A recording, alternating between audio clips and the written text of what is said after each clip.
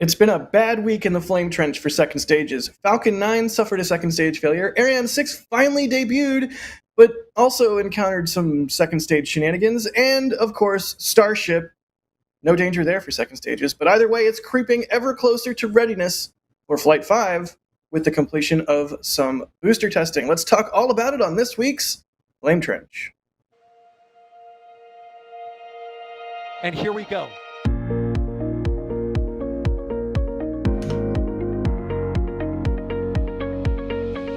We have liftoff. Propulsion continues to be normal. R68 chamber pressure looks good. Following up. Roger, roger, planet. Water towers fly! Yes! Echo down to nominal. Flight downside FD off. Bring in FD off. Off. It's orange! 145! Oh my god! Decollage. Put that in the big bag, 343 unfolds to go. Indeed. We rise together, back to the moon and beyond. The methane will be igniting in the flare, correct? Yikes. You dead? Sure. We don't need any more of these.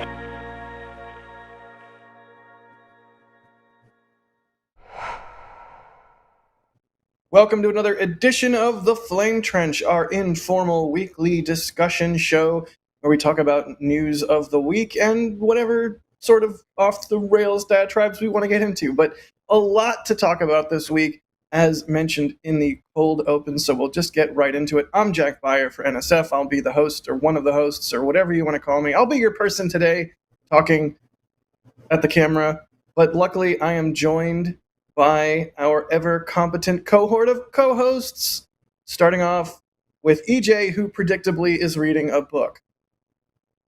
What you reading, EJ? I'm reading about startup sequences on second stages. Huh. No reason. Yeah, no, just some light reading for no particular reason there. Yeah, no, it's good. Anything of note? Startup sequences for rockets is basically a gigantic Rube Goldberg machine. Yep, that just ends with an explosion and hot gases coming out the bottom. Yeah. I just realized something I never knew I desperately wanted in my life is Joe Bernard to make a Rube Goldberg machine. Can you imagine? I'm here for it. I'm here for it, dude. Let's do it. That would be I amazing. like this plan. I'm happy to be a part of it. Let's do it. Also joining us for today's Flame Trench, we have Adrian. Adrian, how you doing, bud? About 24 hours ago, I really didn't think that a Starlink mission would be probably the most talked about thing for today. It has been, let's say, an interesting week in spaceflight overall. And I'm not, like, you would imagine after Ariane 6, it's like, that's the main topic, but we'll get into that. There are many, many different things in this week that we have to talk about. And I'm looking forward to this discussion because I have opinions. I've brought a bag of opinions with me. I also brought a bag of interesting things I hope to say, and also few shenanigans. So would you say you have a 10-pound bag of comments with 20 pounds of comments to fit in it? Doesn't know what pounds are, Jack. Oh no, that's right. Sorry, liters? It's liters, right? Kilos. Dude. It's liters. You're making us look stupid. Hey Siri, how many liters to the pound? Oh, she's actually answering. It says they're not compatible. All right, let's get. Oh, also joining us while I've broken EJ and Adrian, Alex. Alex is going to join us to talk about Falcon 9. How are you doing, buddy? Yeah, I'm doing fantastic. I know of a certain person that was in a trip in Florida, and they extended the trip just to watch more launches, and then, Falcon 9 happened to not Falcon, which was, let's say that, it's going to hurt in my pocket, but, whatever. Yeah, as you can see, I'm in a hotel room right now, and I'm not Max either, but I can take some photos if you want to. It looks like you're in a utility closet. Like there should be a guy shuffling by in gray coveralls, like mopping the floor. He's That's scruffy. Florida hotels for you. Scruffy, the janitor. Janitor. It's like, that away, and he also doesn't care that there's a live show being introduced right now. He's like, no, sorry, it's cleanup time, Right. and he's like, no, sorry, That would be perfect. As always, if while we're talking about the topics of the week, you have any questions you want to ask at NASASpaceflight in chat, and it'll pop up in some handy-dandy software we have running in the background. But yeah, we streamed the booster spin prime test earlier today, and we got a lot of questions about what the heck is up with Falcon 9 and when we think it's going to fly again and how long the investigation is going to take and all stuff like that. So let's just jump right into it and talk about the Starlink 9-3 mission that launched from Vandenberg yesterday and unfortunately suffered an anomaly with its second stage. Alex, you are Mr. Falcon 9. I know I joke and I call you Mr. Spreadsheet. I call a lot of people a lot of things, but you have an uncanny amount of knowledge about Falcon 9. So I want to hear what your thoughts are here. Yeah, I was actually watching this from the room, and I was, just normally watching it. I saw the stage separation, everything looked normal. And after fairing separation, like about 2 minutes from here, from this point that you can see there on the live stream replay, something happened. It was weird. I started seeing a lot of ice, streaks of some liquid praying out of that insulation that you can see sort of like right next to me here. Right, like we see it. We've seen that insulation, that mylar or whatever it is, bulge up before, but never sort of barfing solid oxygen like that. Yeah, and that was one of the first things that I we're talking in the back channels and whatnot, talking about our reactions and what we're seeing. And I was like, that looks like liquid oxygen that is being leaked somewhere in upstream of the engine, and it's leaking out of that insulation. It seemed to even ripped off part of the insulation, and that was where it was leaking from. And as it leaks, it just converts into solid oxygen and it forms those clumps of ice that we can see there. We've seen that in the past, but in a much different scenario. Right. With the MVAC engine has this bleed line that is used for engine chill, but also it's used. You can see it actually somewhat venting there already. It's normally used for essentially just relief of the liquid oxygen side of the engine. But there you can see that initial inflation, and then you can see like flakes or streaks of some liquid coming out. Right. And then we see the ice building up. So it was very similar to that kind of ice that we see from the engine bleed line. Normally we see like a clump of solid oxygen, and then when the engine relights, we see it go whoosh, and it gets burned in the exhaust. It's usually very fun to and see. We always get a bunch of comments every stream where it's oh, what was that? Was it aliens? Is it okay? And it's like, no, it's just a little bit of solid oxygen ice that has formed and then broken off. But we've never seen anything with this sheer volume of solid oxygen. And the location, like it's coming out of that insulation, the engine chill bleed line. It's essentially like this sort of little stick that comes out from the side of the engine, and you can actually see it most of the times when that happens. This is not normal. You can see there that streak of liquid oxygen going out from that insulation. I was looking at that live and I was like, this is not good. This is liquid oxygen being leaked. And it is true that at the end of the burn, the numbers look good. You were saying before that I'm, kind of like a Falcon geek and whatnot. I usually do the joke that I'm the Falconologist or something like that. It's just a joke name, though.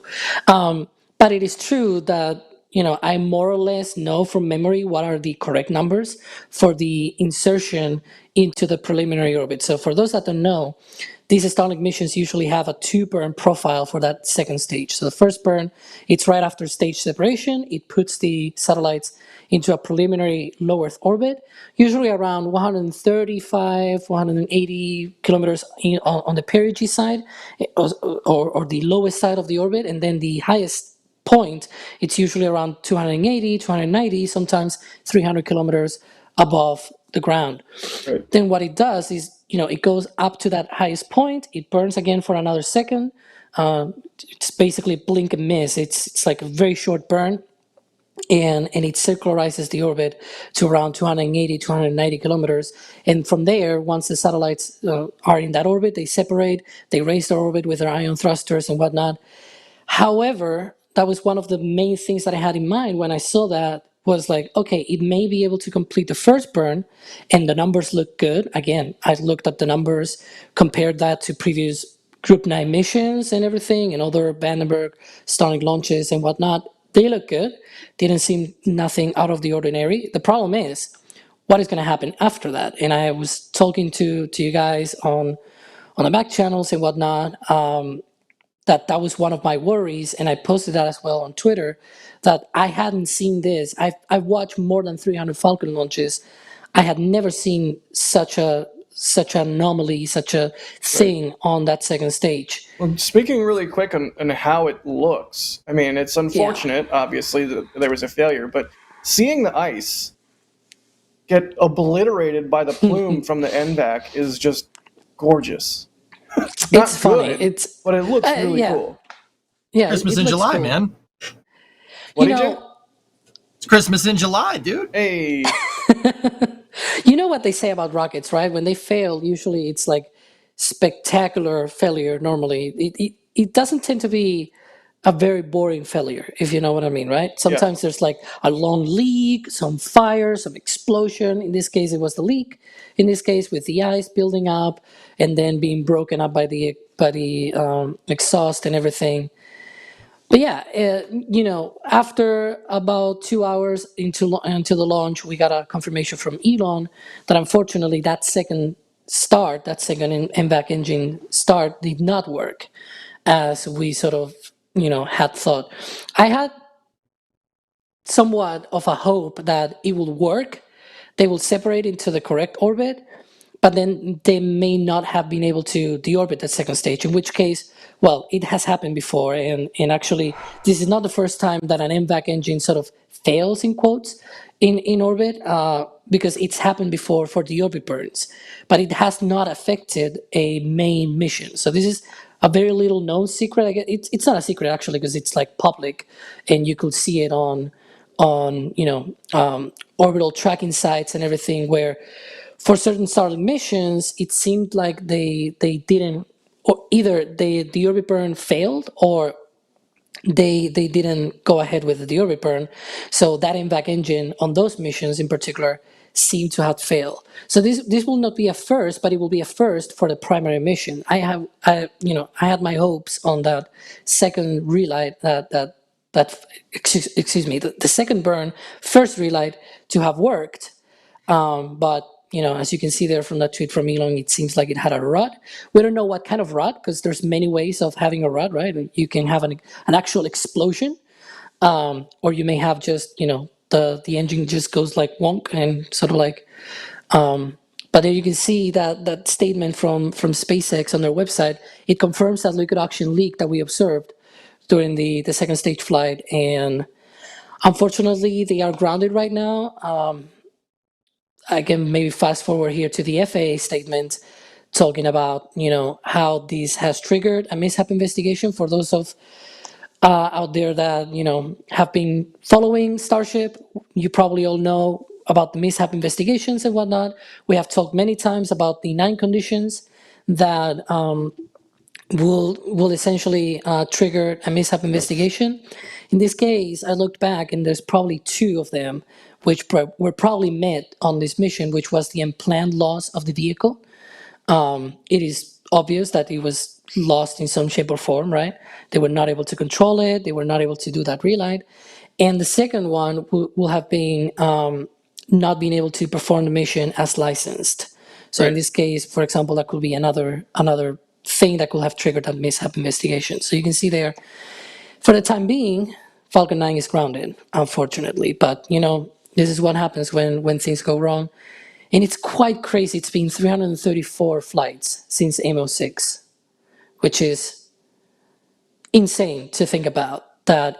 And I think Elon made another comment as well that, sometimes when you're launching so much, you end up finding errors either with your hardware, with your requirements, with your systems, with your checks, whatever, Yep. right? Well, there's a lot of benefits to having Anywhere. a high flight rate and a high cadence.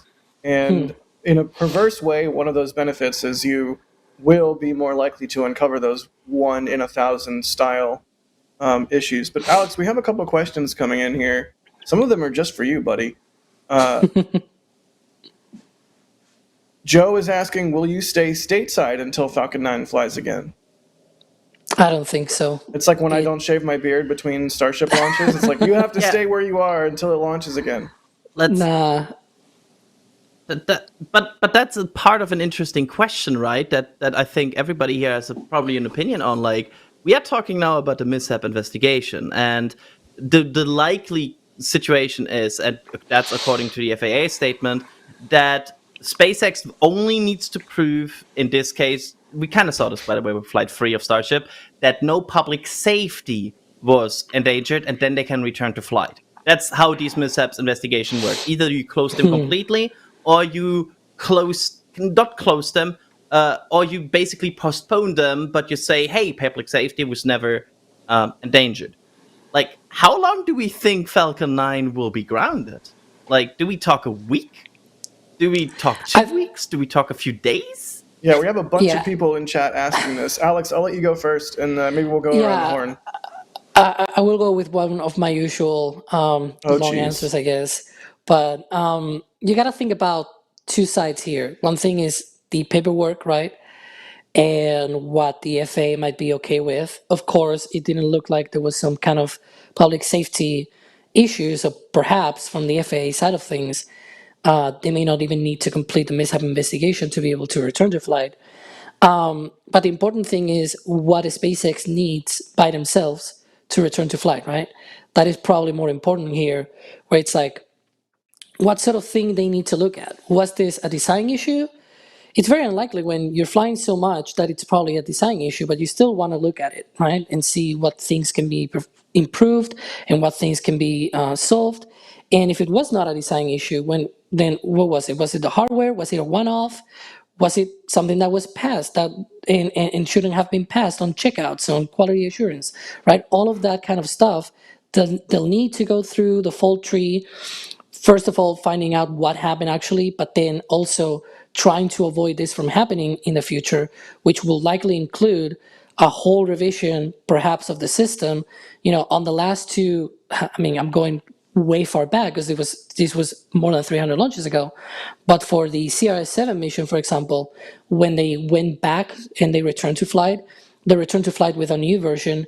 And that new version not only had all of the improvements and whatever that they wanted to have, but also they looked through a gazillion of other systems to improve the reliability. Right. There's most likely a bunch of things that they may know could be improved, and now is the chance. Now it's like the time of being like, okay, now it is when we can actually stop that, slow down a bit, stop here and be like, we're going to improve a bunch of these other things that have been probably like a pain in our backs, and for example, for booster, maybe for refurbishment and things like that. Right.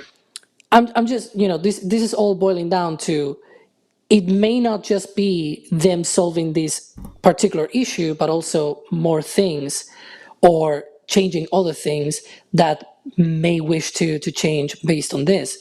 And at the end of the day, Falcon 9, which was already really incredibly reliable, like I was literally following that streak of successful launches because no other rocket family or individual rocket has been able to achieve what Falcon 9 has been able to achieve. It'll be much more reliable after this.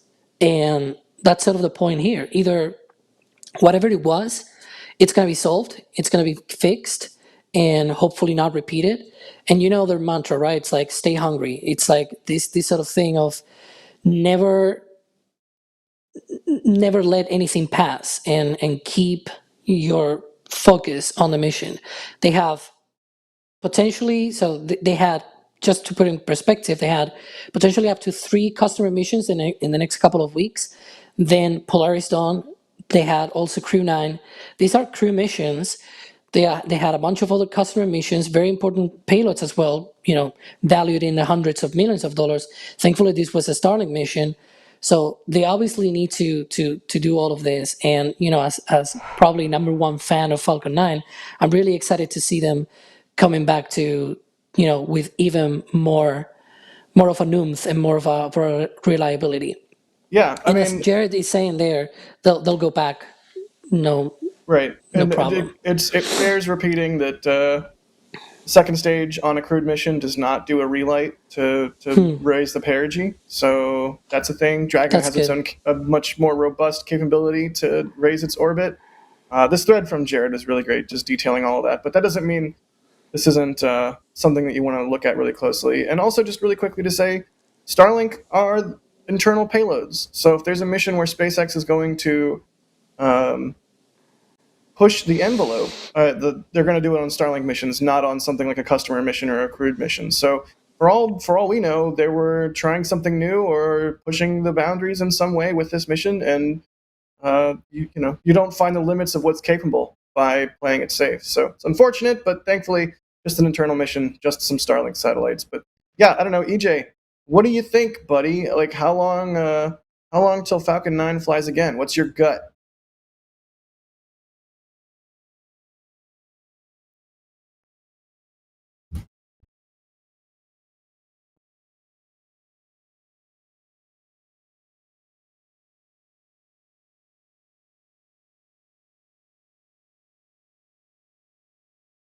Sorry about that. I was reading what I was saying is that I'm actually reading the book about starting sequences. I don't think it's going to take very long, guys. Sorry about muting the mic.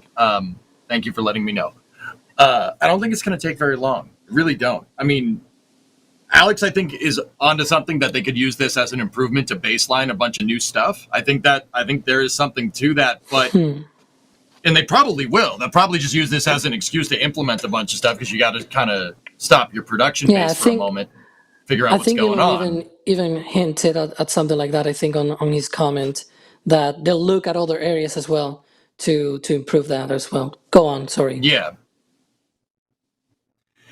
No. I agree. I think that's, if they're going to do that, they might introduce some changes here and there, but I don't think it's going to take very long. I think SpaceX is their business strategy right now is to get those Starlinks up because Starlink is their profitable venture.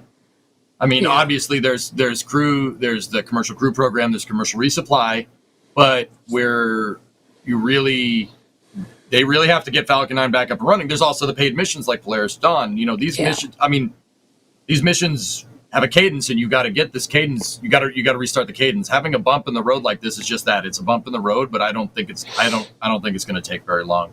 In fact, I would go so far as to say that I think SpaceX probably has this, whatever happened, figured out. Yeah. I think they have it figured out. Yeah. I'm kind of in the middle between everything here. I think there's a good chance that we will see a Falcon 9 returning relatively soon to flight. However, I do see some slips coming to Polaris or potentially Crew 9, because I feel like there's a difference between returning to flight, launching Starlinks again, launching some satellites again. But I could see a situation where NASA just tells them like, "Hey, can you no offense, but can we not be like the return to flight mission with Crew 9 or something?"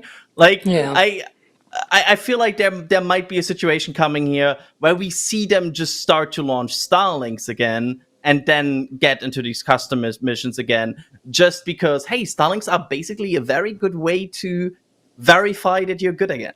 And I feel like that's the kind of expectation I have right now. But however, I would not be surprised if we see like a Falcon 9 return to flight by, I don't know, end of next week or the week after. Like sounds totally realistic to me. All right, well, I will say, hang on, because I actually didn't. I did my whole speech and I never did like some kind of time frame. I think it's probably going to be August at the very earliest. I try to be positive and everything. I think, root cause, it's going to be like this week. I think it's probably going to be very quick in that sense, but introducing all of the stuff that I talked about, it's probably going to take a couple more weeks and the paperwork and whatnot. I think it's very safe to say, my opinion at the very least, that maybe in August timeframe at the very earliest. So it could probably go beyond that if they actually find that it's actually, something more important. But in which case, if they return in, there's going to be a whole fleet of boosters already refurbished. Because in a month, can you imagine how many boosters they can refurbish in that month? All of the fleet is going to be refurbished. They're going to have the whole fleet ready to go, multiple second stages ready to go. They're going to have multiple fairings ready to go. They can launch really quickly if they wanted to, and still keep that reliability. Because if it wasn't a one-off, for example, in which case, if you can imagine, you were talking about how they might not want to have Crew 9 or Probably Stone being the first return to flight mission or something like that. They could launch a bunch of Starlinks and a couple of satellite missions, and then the crew missions, and not even be 2 weeks into the return to flight with their cadence, right? So we'll see. EJ, I see you're doing Hey. some gestures. Oh no, I'm just going along with you, dude. That's all. Yeah. Yeah, no, I'm pretty much in agreement. I don't. A lot of people don't know, and I think this is a good time to explain it. That every single Falcon 9 flight, and I learned this from an interview with Bill Gerstenmaier, who's the VP of Flight Reliability. I didn't do the interview. I think the interview was with Aviation Week or something. I forget. In this interview, he said that every Falcon 9 flight, the telemetry gets uploaded to a SpaceX server, and they have a database of all the telemetry from every flight, right? But not only do they have the database there, but they have some type of trick software that checks all the telemetry from one flight to the entire database of Falcon 9 flight data, which that's insane. First of all, that's some really awesome front stack engineering. It's really cool. I think that's really neat. I'm kind of geeking out. But long story short, if there's some funnies with the telemetry in this one, I'm pretty sure whatever happened to that thing, that upper stage probably would have shown up in telemetry. Like the LOX level is going down, right? Not as faster than it should, right? I'm pretty sure that it would have flagged it and it would have sent emails out to the proper engineers. And that just speaks to why I think SpaceX is going to get this done quick. They have really, really, really good ways of doing what's called a fault tree analysis. Like, you got to figure out what went wrong with this engine. Where did this leak go wrong? When did it crack? What phase in the flight did it crack? Was it cracked before you started flying? Right. No, I don't know. Depending on what we saw, it seems like the leak has something to do with a pre-valve or a thermal conditioning system. You said it was the bleed valves, right? Or the bleeding system. So whatever valves and hardware is associated with that, right? Yeah, whatever valves is associated, whatever hardware is associated with that. That's a good place to probably start, because they tried to restart the engine, it didn't work. So that tells me that.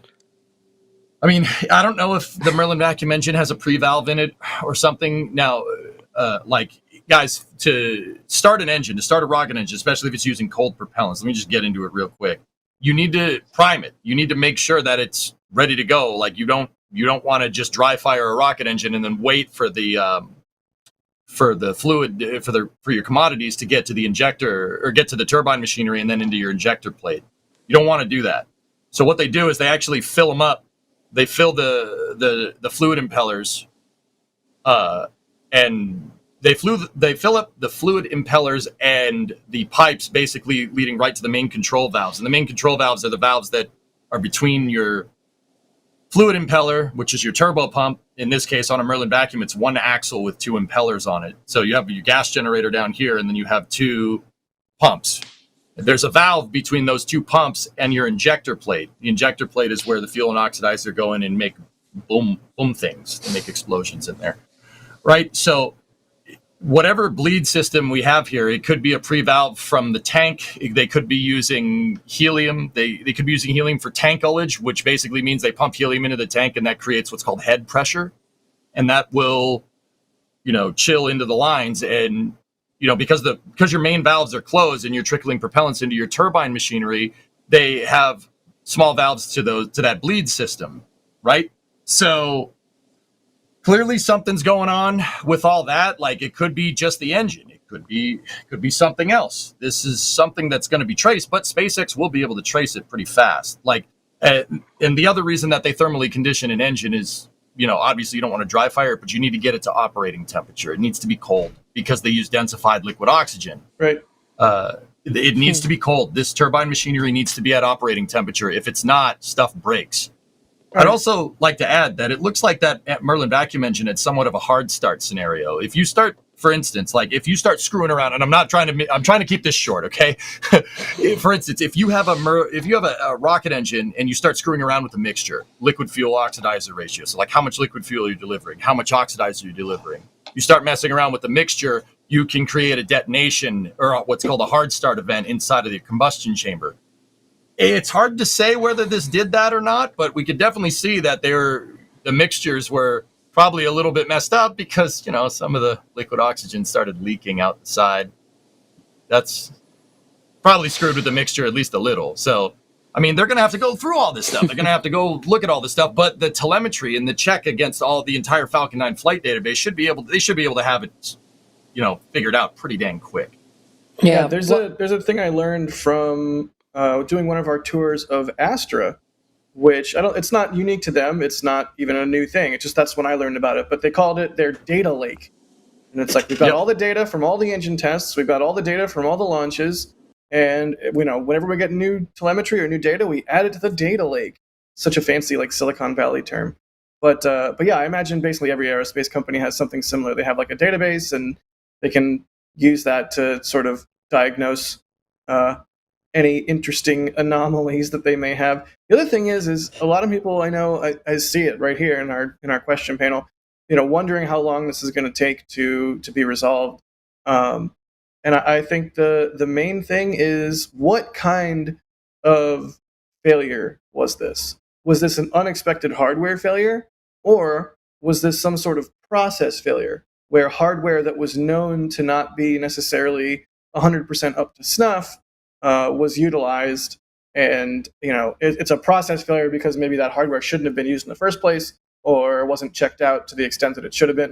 Does that make sense? There's different types of failures. It could have just been a process failure that requires a change in how you get a rocket ready to launch and launch it, versus a hardware failure, which will necessitate hardware changes to the fleet and already built second stages and whatnot. So I'm super curious, what failure bucket this falls into. I think the worst case in this scenario would be if they introduced something new that they already implemented in a lot of second stages on this mission. Something, hey, we fixed this weld line and changed it, and they had to have this already for 15 second stages, and that single thing cost us. I think this is the worst case situation, because that means, hey, you're kind of probably have to investigate all of these new things that also have this commonality. If it's just a material or single process failure, I think that's almost the best case, where you're in a situation where okay, well, bad luck in this case. Maybe we need to reinforce this, make sure or check it. Maybe we can trace it based on some previous analysis. But that would be kind of the best case. And again, SpaceX probably has some recordings about this specific second stage. I bet somebody at some point measured something about the second stage, and somebody inspected the second stage. So I wonder if they can now go back and be oh, yeah, we should have spotted this based on this. I think go ahead. Yeah, that's the way. Go ahead, Jack. We do have a poll in chat. Who wins the longest answer competition? Your options are Alex at 30% currently, EJ at 37% currently, and Adrian's oversized water bottle at 33%. So if you're keeping score at home, if you're keeping score at home, the leader for long answers is EJ. The second place is Adrian's oversized water bottle. How is EJ leading? Sorry, I'm like. How am I leading? Alex started a 20 minutes opener. He did. Alex gives the novel responses. Like it's a freaking novel. And you know what? I'm here for it. It's excellent. This is just further proof that the chat polls cannot be listened to. Like the chat poll that says stubby nozzle is the best nozzle, we can just disregard that now. Also, shout out to this oversized water bottle. It's totally like it's 2 liters. It's gigantic. How many pounds is that? I have no idea. Pounds is not it's not volume. It says 65. Is that ounces? I don't know. Jack, we use liters for liquid measurement over here. Okay. Not pounds. Yeah, liters and gallons. Yeah, but like pounds and liters are not the same. How many pounds unit. is however many liters of water? No. I love. I mean, if you want to know the mass of a liter of water, that's a kilogram. All right, how many leagues of water is it? How many like Günther's chain of water is this? Like I don't know. I don't know the imperial system. What is that in stone? Okay, right. Going back to the Falcon 9 stuff. Hey guys, I don't know if you have any questions that I've seen go through chat a couple times, and I think it's kind of important. People have said, "Can it just be a failure?" And my opinion is no. But I want to know your answers because I think that's really important to understand. What does that mean? You mean like they? So just to explain that, you mean hey, it's just a one-off thing. Everybody is like, huh, and they go on. I think that's what they might be saying in chat. I don't think with 300 plus flights, how could they just have a random failure? I think there has to be, like Jack said, maybe even something in the process that is wrong, something that was missed. I just don't believe, it just failed. Yeah, that's sort of what I was getting at a little bit with the process failure thing is I think at this point, after 300 something launches successfully, SpaceX has proven that their hardware is pretty good to go. So I wonder, was a bolt not tightened properly? Was a valve, dropped on the floor and then used as flight hardware anyway, or whatever? That is a process failure, and that is how you get like a weird random one-off. But you can't just say, "Oh, it failed. Heh, let's move on. We'll be good," because that's how you get things like shuttles, SRBs burning through one of their 2 O-rings and being like, it's fine, right? Yeah, and then many flights down the line, unpleasant things happen. So when you have a failure, you need to use that to inform what you're doing, even if it's just, we're doing okay, we just need to change 1 or 2 small things. Hopefully that's all it is. Go ahead, Alex. Yeah, one of the things that I will say as well is that sometimes the process also incurs its own failure rate, right? Like you have a series of steps that you have to follow to be able to put together the rocket. And, each step carries its own sort of little risk associated with it. If you do it and you do it right, you might have like maybe 1 in a million chances or something like that. But after a bunch of these steps put together by many different people, very talented people, of course, you sometimes may incur in some accumulated probability after all of that stuff where you get 1 in a 300 chance of something going wrong. And it's like, well, after the 300th time, something failed. That could also be the case where, the procedures are written correctly.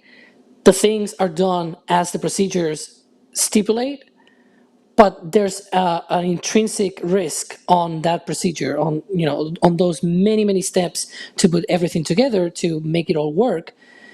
It's a lot of people, it's a lot of processes, it's a lot of hardware that you need to put together. There's always some kind of risk associated with that kind of stuff. I'm actually very surprised. EJ was talking about before, about how they have these software and whatnot, on how they are able to put all of these together. Because, it's not just the software about the data, it's also about, making the processes and making sure that everybody follows the processes and all of that stuff. Like it's just mind blowing that they're able to do all of that and do it like more than 300 times in a row with no failure, right? And And you sometimes do your things right, and suddenly things go wrong, and then you learn something new, and it's like, well, it turns out that X bolt in whatever flange needed to be a little bit more tightened on this process because it incurred X amount of risk, and so if we tighten it a little bit more, it's lower risk or something like it's very subtle sometimes. And well, we've known from other places as well that tightening the bolts is really important for some procedures, and so it's you know it's sometimes important to know that even when you do your work right, there's some risk involved in there, and that's how it is. It's a very complicated machine, lots of people working on it, and so. Also, on the same note, I don't know if you have any questions about this, but I've been asked in We social have media so because many everybody. questions, Alex. We have so Yeah, many questions, but you have not stopped talking yet. exactly. I have probably one that I was sent before the stream, and I wanted to just tackle that one, which I think is probably important. Does this affect the boosters? Because it's a Merlin engine, right? You think, well, it's an MVAC engine. Matter of fact is they are different engines, even though they have the Merlin in front. They are differently designed. They have different. It's gas generator, RP1, kerosene fueled rocket engine, but they are different engines. So that's a sea level engine. The MVAC engine works differently. You have a lot of the manifolds for the gas generator exhaust, for example, going around the nozzle extension and things like that. A lot of the other components are also different. At the end of the day, they are two different engines. We also don't know if this was actually the engine itself or the plumbing that goes to the engine, because those two are different. And as we've learned with the Starship, it's very important to have your plumbing in check, right? Or even your tankage and all that. That can affect things downstream, aka to the engine.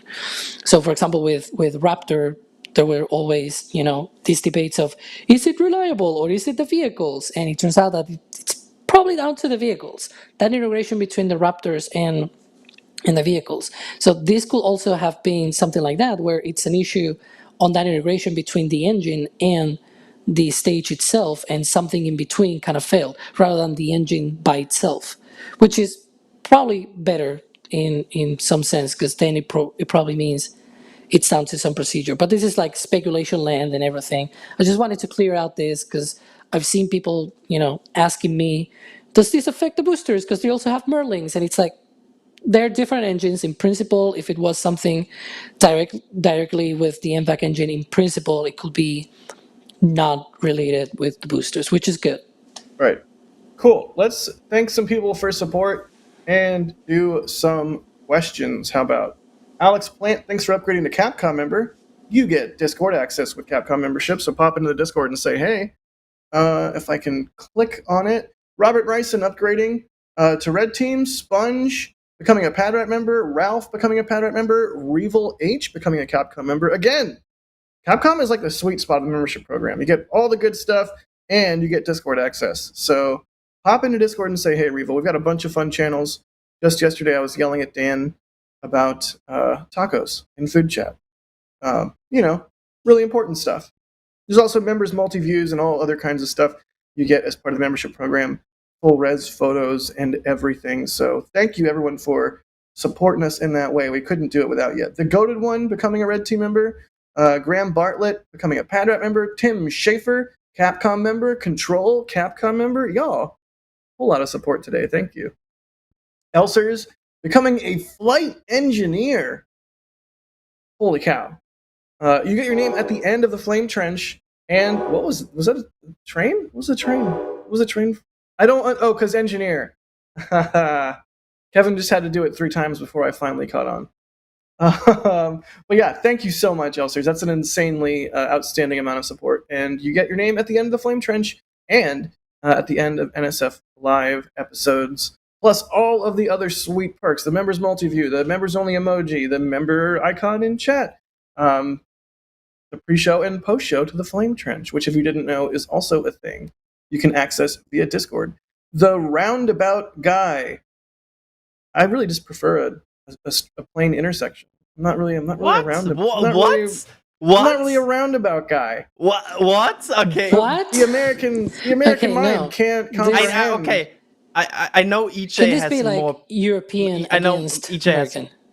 I know EJ has more hours in City Skylines than me, so I will throw this to him. But are you team roundabout or are you team intersection? Roundabout is a screwdriver, an intersection is a hammer. The right tool is required based off of metered traffic flow. Roundabouts are good at small capacity. They're great for highway interchanges. Intersections are good in a different capacity. Roundabouts are useless with high flow rate. No, I Useless. think we're in fight mode, but I think I'm going to agree. If you've ever tried to take the roundabout surrounding the Arc de Triomphe in Paris, I don't know if I'm saying that right. It's insane. It is insane. It's like a 5-lane roundabout that makes you want to die as soon as you look at it. Oh, can I rant about that roundabout specifically? Go. How are they not renewing the street painting regularly? Because when I was there, it's like a 3-4 lane kind of thing, right? And then you have like no clear lane distinction as well. So you have the combination of people going left and right in this roundabout, while also there's no mark, and you kind of just and also a lot of the people driving happen to be tourists because it's a thing that all the tourists in Paris want to see.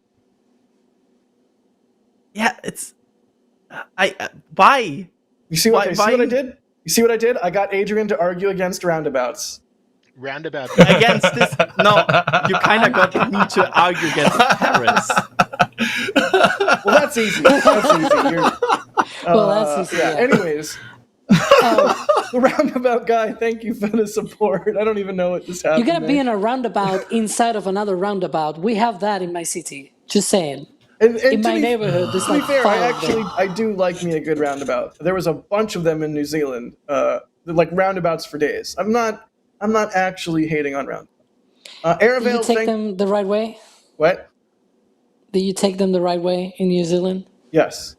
I only messed up driving in New Zealand 3 times, and each of those times was not involving a roundabout. I'm very proud of that. Okay.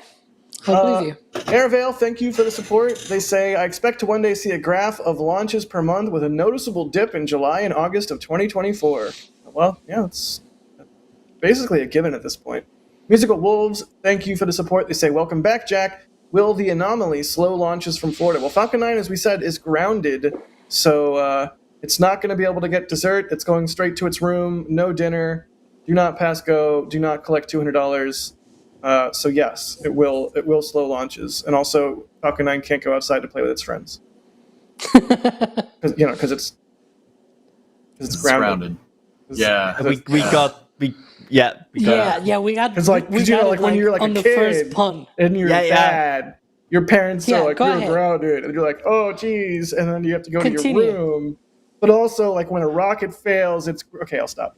Rankley, thank you for the support. They say if only they used a stubby nozzle. Stefan Batiste, thank you for the super chat. They say, can this mishap influence the human rating of Falcon? Well, what do we think? EJ, go first. Depends on the severity. I mean, this is what I was furiously thinking about. Like, if you looked at the camera, I was looking back and forth. Like I said, I actually am going through the book and reading and talking with my buddies over in Twitch chat over there. I'm streaming it on Twitch, by the way. Sorry, shameless plug. It could be 1,000 things. I was talking about pre-valves for thermal conditioning for the bleed lines. They might not be using pre-valves. If they're using ullage with helium tanks, which I think Falcon 9 does use, that's a problem upstream of the engine. There might not even be a problem with Merlin with the vacuum motor. It could be something that happened upstream.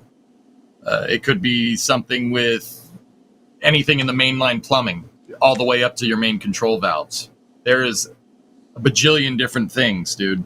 Yeah. So, yeah, it's tough. Dude, I mean, just for 1 second, I went off on a tail there. But what was the question one more time? Sorry, I was just thinking about it again. Does this mishap influence the human rating of Falcon 9? It depends on the severity. It depends on where it is. It depends on what it is. If you have something that's weird with your tanks or your ullage pressure, yeah, absolutely. I would almost feel like if it's a process failure, at least in terms of human rating, it's almost worse than like a hardware failure, like from say CRS7, where it's like, oh yeah, the supplier gave us a crappy part. We didn't check the part well enough because it came in a batch and the batch looked good. We'll make sure the hardware's good and we're good. If it's a process failure, at least in terms of human rating, that's less great in some ways to me because it's harder to figure it out, dude. Say what? It's harder to figure it out. So once again, you have to go through when you have an anomaly like this, when you have misunderstood behavior, the thing does something you don't want it to, like pissing all the liquid oxygen out the side. Not the phrasing I would have used, but I said barfing, so that's fair. Go ahead, continue. Whatever. Hey, it was taking a leak. All right. What is it? Isn't that a leak? You don't do that when you barf. I mean, I do not leak. You let's leak. move on. Okay, moving on. We'll just keep digging that hole over here. Yeah. Okay, we got axed. So, you have to do what's called a fault tree analysis. Processing in the industry, processing flow. Fault tree analysis is insanely difficult. That is really hard to figure out. It's really, like, okay, one guy didn't tighten a bolt. That's what we were talking about. Okay, maybe one guy didn't tighten this bolt. Maybe this guy pinched the helium seal or something, right? Like, for with the other capsule, right? Like maybe that happened. Like when did this happen? When did it happen? Did it happen when they were putting the engine on the second stage? Did it happen during integration? Did some guy hit the thing with a forklift? Right? Yeah. Did it happen in McGregor when they were testing the second stage before it even got shipped out to Vandy? Like, well, I mean, SpaceX qualifies all these engines. They individually test the components. They test the engines, and then they test it with the stage attached. And then it has to go through acceptance testing. That's one of the other reasons why SpaceX is so reliable, right? We see them on McGregor Live. Hey, we see them testing stuff all the time. They're doing destructive testing sometimes, but most of the time, it's hopefully non-destructive testing. Mostly, that's your new word for the day. So this thing clearly passed acceptance testing, or else it wouldn't have been stacked on a Falcon 9 ready going up into space. It clearly did. So, I mean, that does narrow down your processing flow. I don't think it could necessarily be a manufacturing problem like CRS7, but that doesn't rule it out. You can't be absolutely sure until you know. It ain't what you know, Jake. It's what you can prove.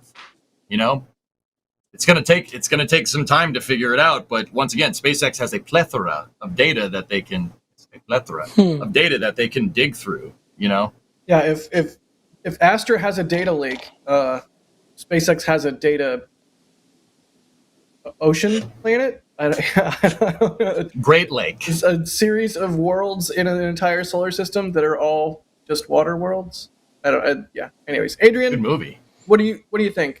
Waterworld is a good movie. I know you haven't seen it, Adrian, but what do you think? Could this mishap affect the human rating for Falcon 9? I mean, there's a lot of things at play, right? Like there's Polaris Dawn, which is coming up. There's the Cygnus mission for ISS resupply coming up, and of course Crew 9. A lot of important missions coming up. Yeah, I think there's, again, like what I alluded to earlier, I think there's a good chance that the next mission we will see will start at a bit lower risk scenario because they could start to launch Starlinks again. So I think, I do not think the next mission will be Polaris Dawn or like a Crew 9 or something like that. I would be very surprised by that. The good thing with the cadence SpaceX has is once they have found any root cause and return to flight, they can relatively quickly ramp up their flight cadence probably again and launch like 5 to 10 times. And that's probably in the ballpark of what NASA would be like, okay, yeah, that's cool. That's fine. And also the Polaris crew. Again, just for the outlook, there's no way that they will just quickly move to a crew flight right now. Right. I really think that's a bit postponed, and I would be very surprised if Polaris Dawn stays at like July 31st. I think it will go to like late August potentially. Yeah, that makes sense. Alex, thoughts? Yeah, I was actually talking in the back channels because I'm from my hotel room, so I'm just only able to use my phone. But there you can see some of the. Saw. Yeah, you caught me. You can see some of the upcoming missions that were scheduled for either this month or next month. So we had the Space Norway mission of the Arctic satellite broadband mission from Vandenberg. We had Polaris Dawn. We had Transporter 11. There was also Worldview Legion. We had the Cygnus to the ISS. We had Crew 9 also to the ISS. We even had, I think it was scheduled for late August for CRS, the next CRS mission. I think it's CRS 31, I believe. So there's a bunch of customer missions that were scheduled essentially between July and August. It's actually probably one of the most active quarters, so to speak, in terms of customer missions, because everything that was scheduled for the first quarter, second quarter, it was sort of pushed to the summer. And so we were, kind of expecting that. I think there was even like an NRO mission, a mission for the National Reconnaissance Office that was NROL 69. That was the schedule also for We'll hear you. for this summer. We'll hear you. We'll hear you and do reconnaissance on us. That's what they do. But yeah, there was a lot of customer missions that were scheduled for these 2 months. It was not just Starlink missions. But as Adrian was mentioning, they're most likely going to be doing like a couple of Starlink missions, then come back. The good thing, of having these such high cadence, such high capability of launching very quickly Falcon 9 is that they could, in theory, just launch them. Like if the payloads are ready to go, they are encapsulated in the fairings. They could just launch one after the other and just go. And maybe we want to see a Starlink in like a month after they do like a couple of Starlinks and then return to flight and they start, excuse me, launching customer missions. Maybe it's customer mission after customer mission after customer mission for a month until we see another Starlink, which, to be frank, it has happened before.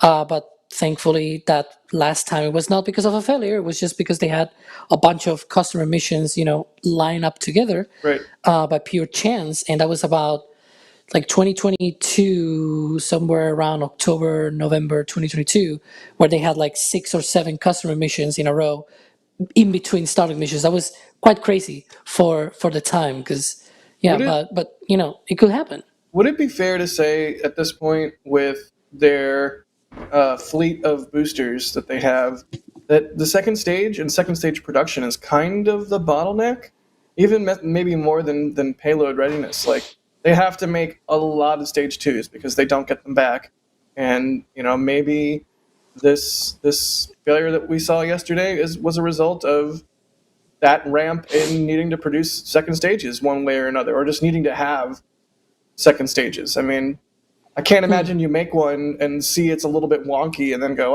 let's throw it away. Like, they need every single one they can make. So maybe it's as simple as that. It's also another debate that that has been sparked on the internet, because every single Falcon 9 failure has been due to a second stage. But it's also true that the 2 failures that had happened before happened with new boosters as well. So by that I mean, when CRS-7 happened, it is true that they were starting to land boosters, but they did not land any booster beforehand. And when AMO6 happened, I think they had only landed 5 boosters when that happened. It is true that the second stage is always new, but the boosters were new also when that happened, right? And how is it that they didn't have any failure of the boosters? It is true though, and there's like an asterisk here, they did have one mission, CRS-1, where one Merlin engine on the first stage failed during ascent. And what that meant is the orbit that they reached was reached nominally. It just took a little bit longer time of burn for that second stage to reach it, but it reached it because it had plenty of performance. The problem was this was a CRS mission. There were secondary payloads on board, and NASA did not allow SpaceX to burn again that second stage, do a second burn of the MVAC engine, because it had used so much propellant that they were not, because of that first stage engine issue, they were not sure whether that will actually be reliable or not to be able to do that second relight and put the secondary payloads into that different orbit. Right. So those secondary payloads just, eventually deorbited within a few days, and it was declared partial success or partial failure. There you can see a Raptor randomly just firing up in McGregor, of course.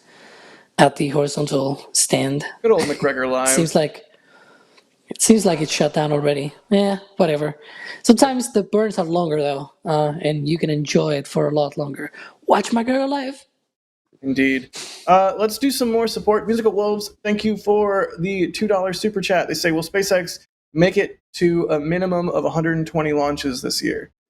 Ooh, with the failure, it's tricky, but I'm going to say yes. Short answers only. Adrian? Yes. EJ? Yes. Alex, I know it's not in your nature. Short answers only. 100 definitely, 120 maybe. We'll see. Definitely, maybe. You heard it here first on the Flame Trench. Lori, thank you It's for an becoming a email PadRat answer. member. Yeah, that was short by your standards. Nerd, thank you for the support. They say, it seems like there's a bit of similarity between Falcon 9 Stage 2 failure and the new failure of STS-93 with the RS-25 hydrogen leak. EJ, any thoughts? Oh, I'd have to go read up on the golden bullet from STS-93. I was going to say, is that the gold pin? Yeah. I'd have to go read up on it, dude. I believe it or not, yeah, Synerd kept asking me that question, and I was like, oh, I don't know. I'd have to go read up on it. So you kind of caught me with my pants down, but yeah, I've read about that before. I don't know, man. I know that 93 was hydrogen side, so that was fuel side, but we're talking about, on STS-93, you're talking about a fuel-rich stage combustion cycle using hydrolox. So with Merlin, you have an open cycle or closed cycle gas generator using Carolox. There are some similar components, right, like turbo-pumps, but turbo-pumps on an RS-25 or SSME are pre-burners technically. Like with this, you have a gas generator. You don't have a pre-burner in a gas generator design. I mean, you kind of do, but the pre-burner is just film cooling the nozzle instead of feeding right into the main power head, right? Like, does that mean the main power head is a burner? What? If there's a pre-burner, that implies the existence of a burner. Main burner, yeah.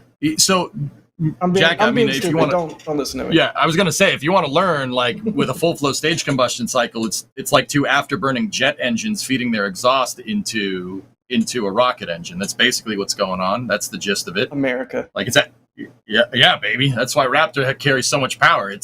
That's why the chamber pressures in there are so ridiculous, because you have the exhaust from essentially two jet engines feeding into your injector plate, right? Like, and then they spray more fuel and more oxidizer in there as well on top of that, and you make a nice big explosion in there. Oh, it's great. You can cook hot dogs on it. It's sweet. Or bacon. But yeah, Synerd, we'll see what EJ can dredge up. EJ, you got some homework. Booster 1058. I'll take care of it. Thank you for the support. They say Alex is a novel series. Not wrong. Booster 1058 again say, by the way, I don't typo never ever. Of course not. Ninja. Oh, wait. Kevin, are you ready? You ready, Kevin? Hi, Kevin. We have a gifted membership by Ninja Decimator. Pew, pew, pew. Is it? Hey, good job. Thank you, Ninja Decimator. The roundabout guy, they say short man, long sentences. EJ. I mean, I would argue the same. Short? I think you're taller than. If anyone's short with long sentences, it's Alex. Sorry, Alex. Hey, I'm 193 centimeters, man. I'm not short. What is that in? I'm 6'4". I'm 5'5", 165 I'm not giving you that whatever in pounds, I use. swear. Yeah, I was gonna Slap you. ask that? what it is in pounds. Jack's about to ask what that's in pound per square inch or something. Yeah. How'd you know? Whatever. Me? Ask something absurd like that? Never. No. Don't you dare. We have How much is that in $4.99 gallons? super chat from Ninja Decimator. Pew, pew, pew. Yes.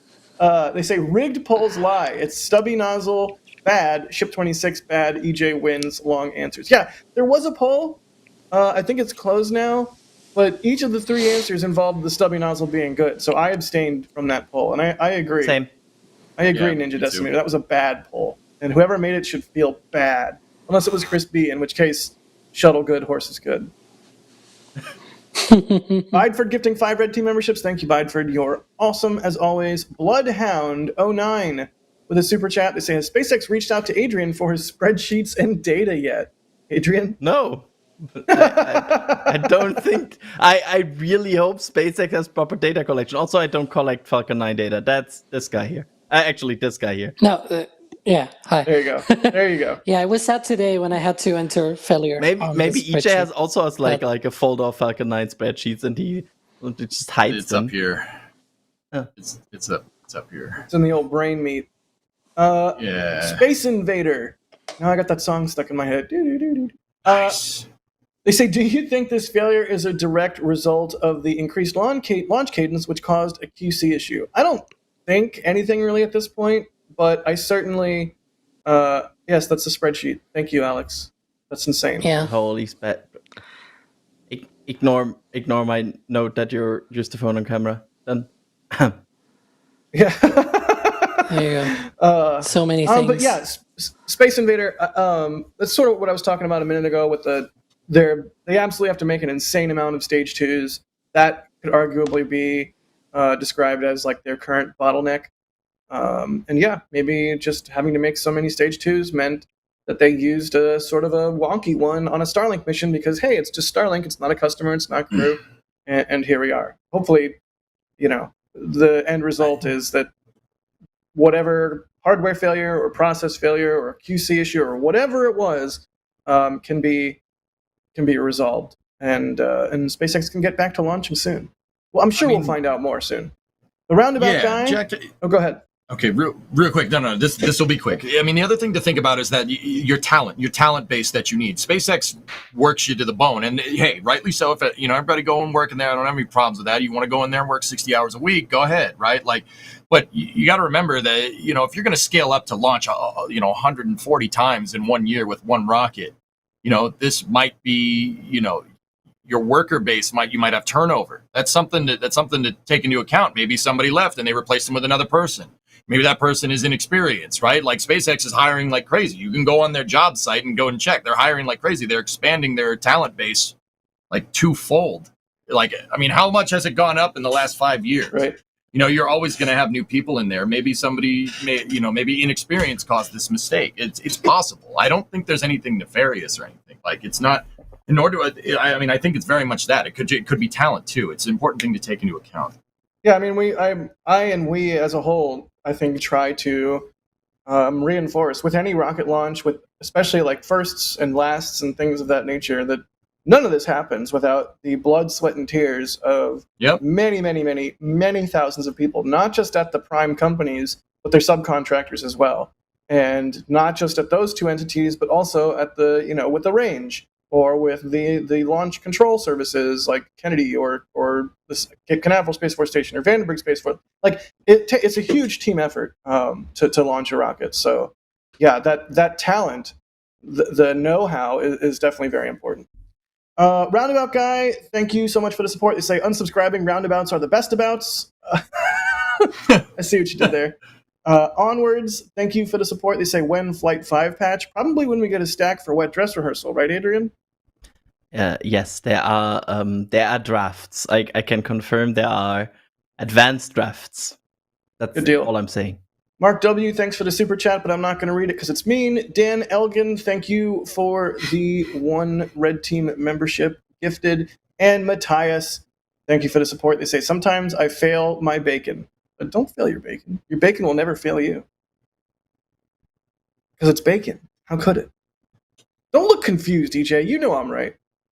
Yeah, how do you fail bacon? I don't understand. You don't eat put it in the oven for 15 minutes. What? You fail bacon by microwaving it or not eating it. Those are the 2 ways you can fail microwaving bacon. It. What the heck? No. Or if if you go to the grocery store, don't do that. Or if you go to the grocery store and you forget to put it in the fridge and it's just like sitting on the counter and gets warm and then you don't want to eat it, then you have failed your bacon. Not that I've ever done that. Yeah, you say that, but I feel like you have done that. No, never. All right, let's move on. I gotta say though, he cooks a good bacon. Thank you. Cook a good bacon. You know this now because I have cooked you bacon. I do. It was nice. It was really good. Who's better at cooking bacon, me or D?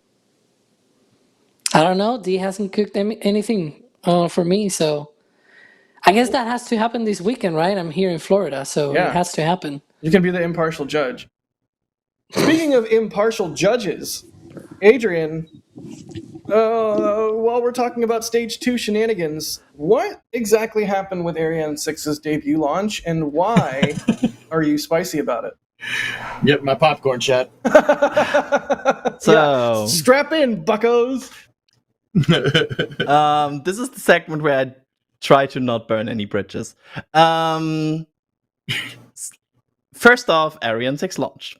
Good. We crossed that off, right? Good, cool. We saw launch, and I'm very happy that it launched. I'm glad Europeans have a rocket back that we paid a lot for. That doesn't have that many upgraded capabilities over the last one, but hey, that's a thing. And now you're not mad about it, are you? You're not mad about that? No, absolutely not. And now imagine, so the one big thing Ariane 6 had over Ariane 5 was the ability, and I want to underscore this, the ability to relight its engine and to perform multiple burns in space to increase flexibility on complex missions. The one component of that is very important to do that is the APU, the Auxiliary Propulsion Unit. So they designed this. That's basically the biggest new part of Ariane 6. Right. And it's the thing that failed. The whole talking point about making sure. So people who are not aware, Ariane 6 reached the point where they relight the Vinci engine for the first time. So the second burn. And then after that, there would be a burn of this thing here. Which is the APU, the Auxiliary Propulsion Unit.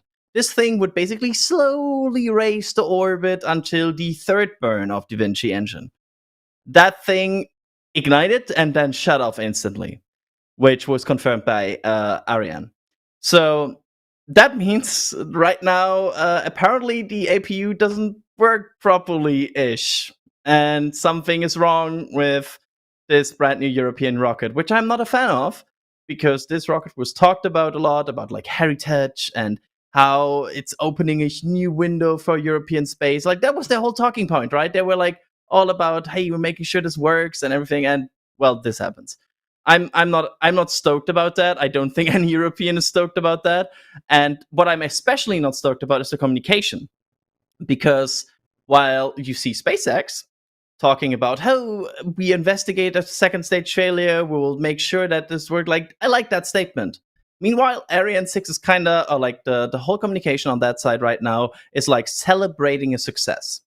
And I get that there are good things about this, but I feel like you should at least in some of these statements acknowledge that something went wrong and not like pretend everything went flawless. The last two payloads did not reach their desired position.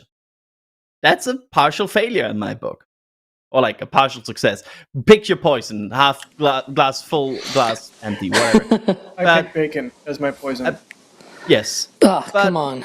I don't like this communication. I feel like it's misleading sometimes, and it felt a bit off for me. And there we can see, by the way, the moment the graph where it goes away from the original planned trajectory. You could see how the APU would have raised the orbit a bit more, and well, it didn't.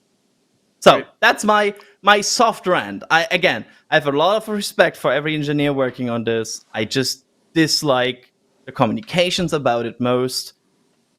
And I just wish we had a 100% working rocket in Europe. That's my rant. Yeah, I mean, just really quickly,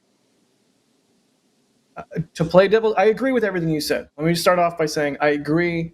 I do not actually disagree with anything you're saying. But to play devil's advocate, this is the first flight of a brand new rocket. I don't know what the political situation is regarding this rocket in Europe, because I'm just a simpleton, dumb American. And we generally don't really get into politics. But I can imagine a world where, from an optics standpoint, even if it's only a partial success, you want to sort of rally the troops and do like a rah, like we did it, first launch, hooray, we did good kind of thing to shore up political and public support. So I understand why that might be an impulse from the PR side or from the comms side. I don't necessarily agree with it as a choice, but I can see how maybe, and I'm like 4 layers of speculation deep here, maybe that's why that was the tack that was chosen. EJ, it looks like you have thoughts. Fellas, I mean, Adrian, there's nothing wrong with you wanting more from, the space program from your, quote unquote country of origin, right? That, there's nothing wrong with it wanting a better launcher for Europe, right? But also at the same time, fellas, you guys got to remember that the APU failed during the demo, the tech demo part of the mission, which were secondary objectives. I can't believe I'm arguing in favor of this, but it failed during the tech demo. The tech demo was the additional, those were secondary objectives. The primary objectives of this mission were a nominal ascent, and a perfectly nominal ascent and relight. That was 100% successful. It was the secondary objectives that Ariane 6 did not complete. Now, once again, I'm not going to sit here and argue in favor of like expendable launch vehicles in 2024, except for SLS. I like that one. I know people can hate me. It's fine. But this would be like Falcon 9 first stage not completing a landing back in the day.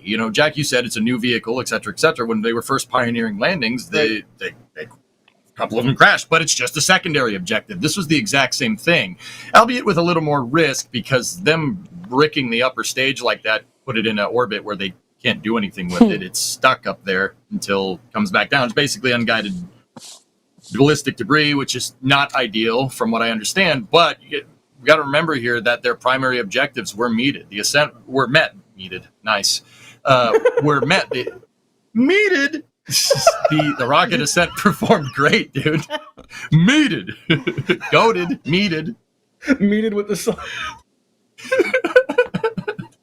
I don't know, man. It's been a long week. Yes. Yeah, so, your point is valid, EJ. Secondary objectives, when they're stated as such, then we need to approach a people in the back channel saying meted, chat saying meted. Whatever, dude. I'm trying really hard to focus here. Dude, it's out there on the internet. You ain't getting it back, so roll with it. It's funny. What was I even saying? Oh yeah. So like I the get stage, it. You're not getting it Secondary back. objective, I understand, important to know, EJ. That said, I totally get and agree with and understand Adrian saying, this ability to do these relights was the whole shebang. It's basically the same rocket except for the addition of that, if it's a gross oversimplification. But is that fair, Adrian? Is that fair to say?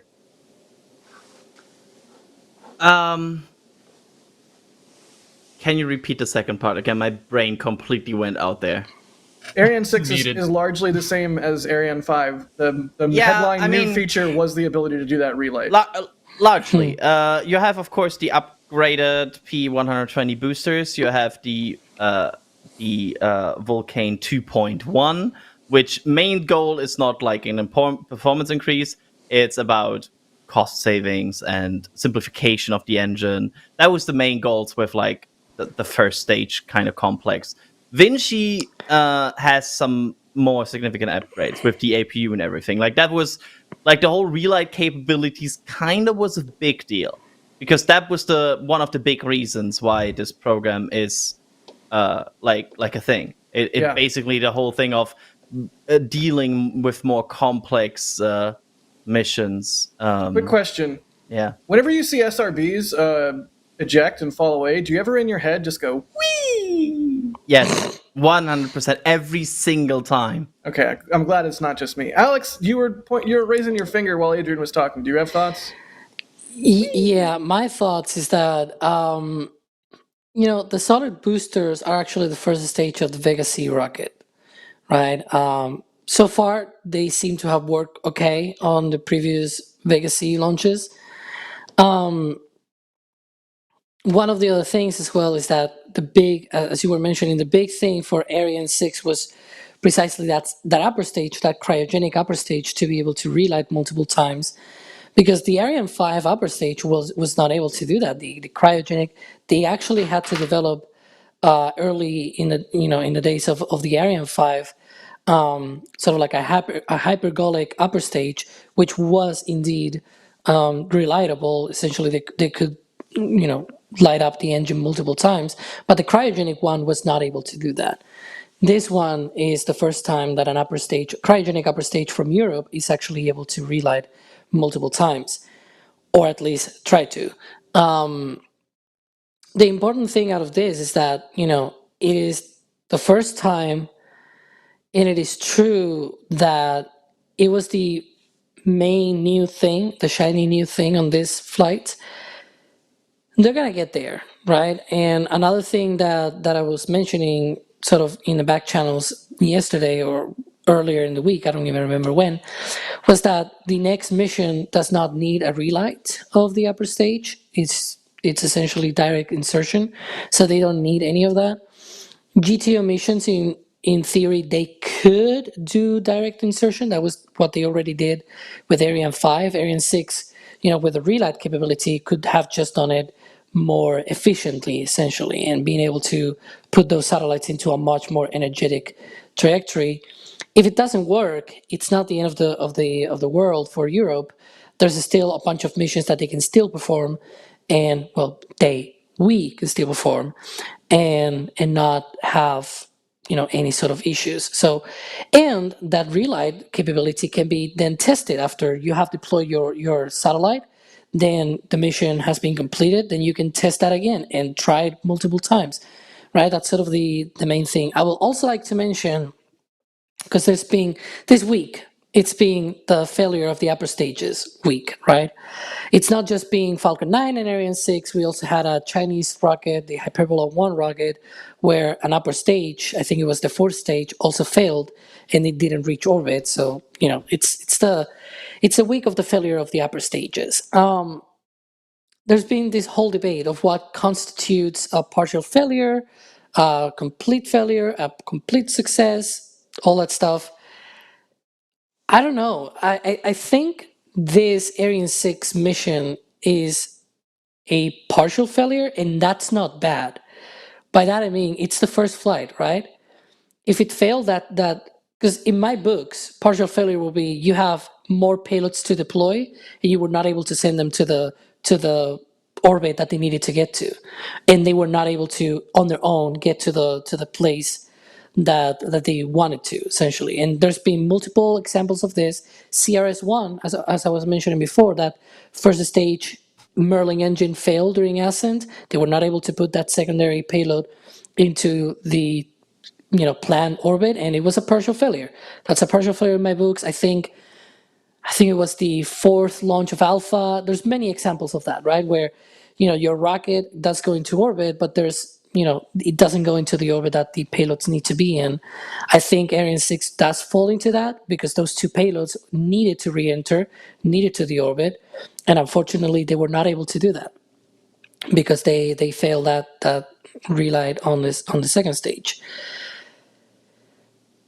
Now, what do you think about Starship Flight 3, right? Because it didn't do a relight either. But did it carry payloads? Was that the main goal of the mission? Carried But a lot then of you air. go. But this is sort of the debate, right? That has been ensued by all of these, anomalies, failures, whatever you want to call them. And I think it's interesting because I will say in the case of a Starship, it did not carry any payloads. The relight was not, key to, it was key to test a technology. That's true. But so was, for example, the deployment of, the opening and closing of the door. Do we count that also in the success criteria, or the transfer of fuel and things like that? It gets very, very, very icky, I say. Yeah. So we have a question here from Spherical Cow. Assume a Spherical Cow. They say, isn't the APU mostly an ullage settling and ullage pressurization system it can contribute to reaction control, but it doesn't really and isn't meant to affect orbit much. Is that accurate, Adrian? You know way more about this than I do. No, according to a statement set on the Ariane or like the ESA stream, the APU also would have conducted a slow orbital raising maneuver. The APU, I know, EJ also compared it to another, I think on Centaur, a device earlier when we talked in the pre-show. But basically, the APU is able to help Vinci to reignite, repressure tanks, but also provide RCS and also constant like lower amounts of thrust. It's a kind like I'm not fully aware how it works, and also the Ariane group is kind of not giving 100% details about how it works, but they for sure said that it on stream that it also could have provided ongoing thrust to basically raise the orbit over time. And that is actually also the only event that would happen in that event frame. That's the moment where the orbit is raising. That's not a moment where the Vinci is even firing. That's a moment where only the APU, the third APU is active. But EJ, I think there's like another, like on Centaur, is comparable device. Yeah, Centaur is a reaction control system that's used for prop settling. It's not used for ullage, for tank ullage. It's an Aerozine 50 monopropellant, so it's basically got. It could be Aerozine 50, it could be hydrazine. The RCS basically has a helium tank, right, and then you have a fuel tank. The helium tank squeezes a fuel bladder inside of the fuel tank, and the fuel tank gets pressurized through the lines, and then at the nozzles, there's a catalyst. And when the hydrazine hits the catalyst, it heats up and provides thrust. Centaur does have prop settling systems like that, but they're not, and they do boost the vehicle. They will increase apogee or change your orbital characteristics, but I don't think they use that for tank ullage, though. Centaur uses, it has an RL-10, the RL-10 with the expander cycle. I'm pretty sure that's what they use for tank ullage. But I could be wrong. It could also be helium tanks inside. I'd have to go and look. Got it.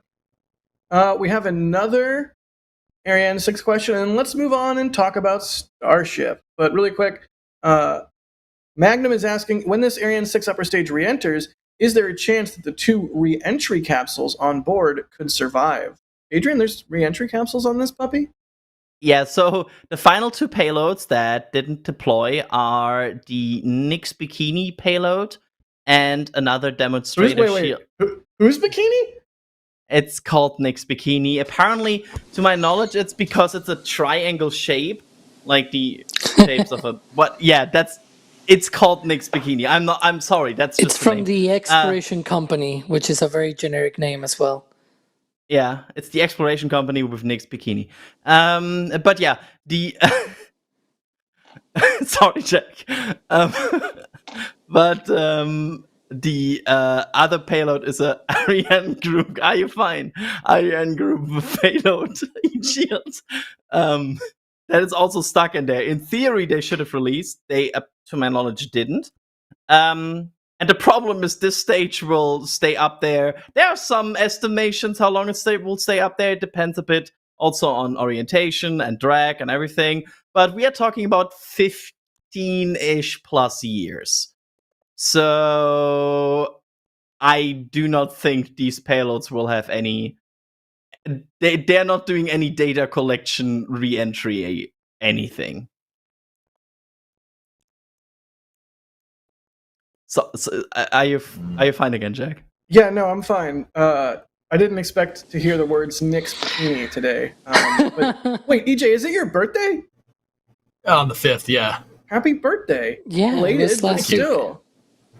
Thank you for all the wishes in chat. I appreciate it, guys. Yeah, I saw some people in chat wishing you a happy birthday. Like Moldy Space, good old Moldy. Hey, Moldy. Even the train. What's the train? I like trains. What is a train for? You guys I don't know that. what I'm supposed to know when the train horn goes off.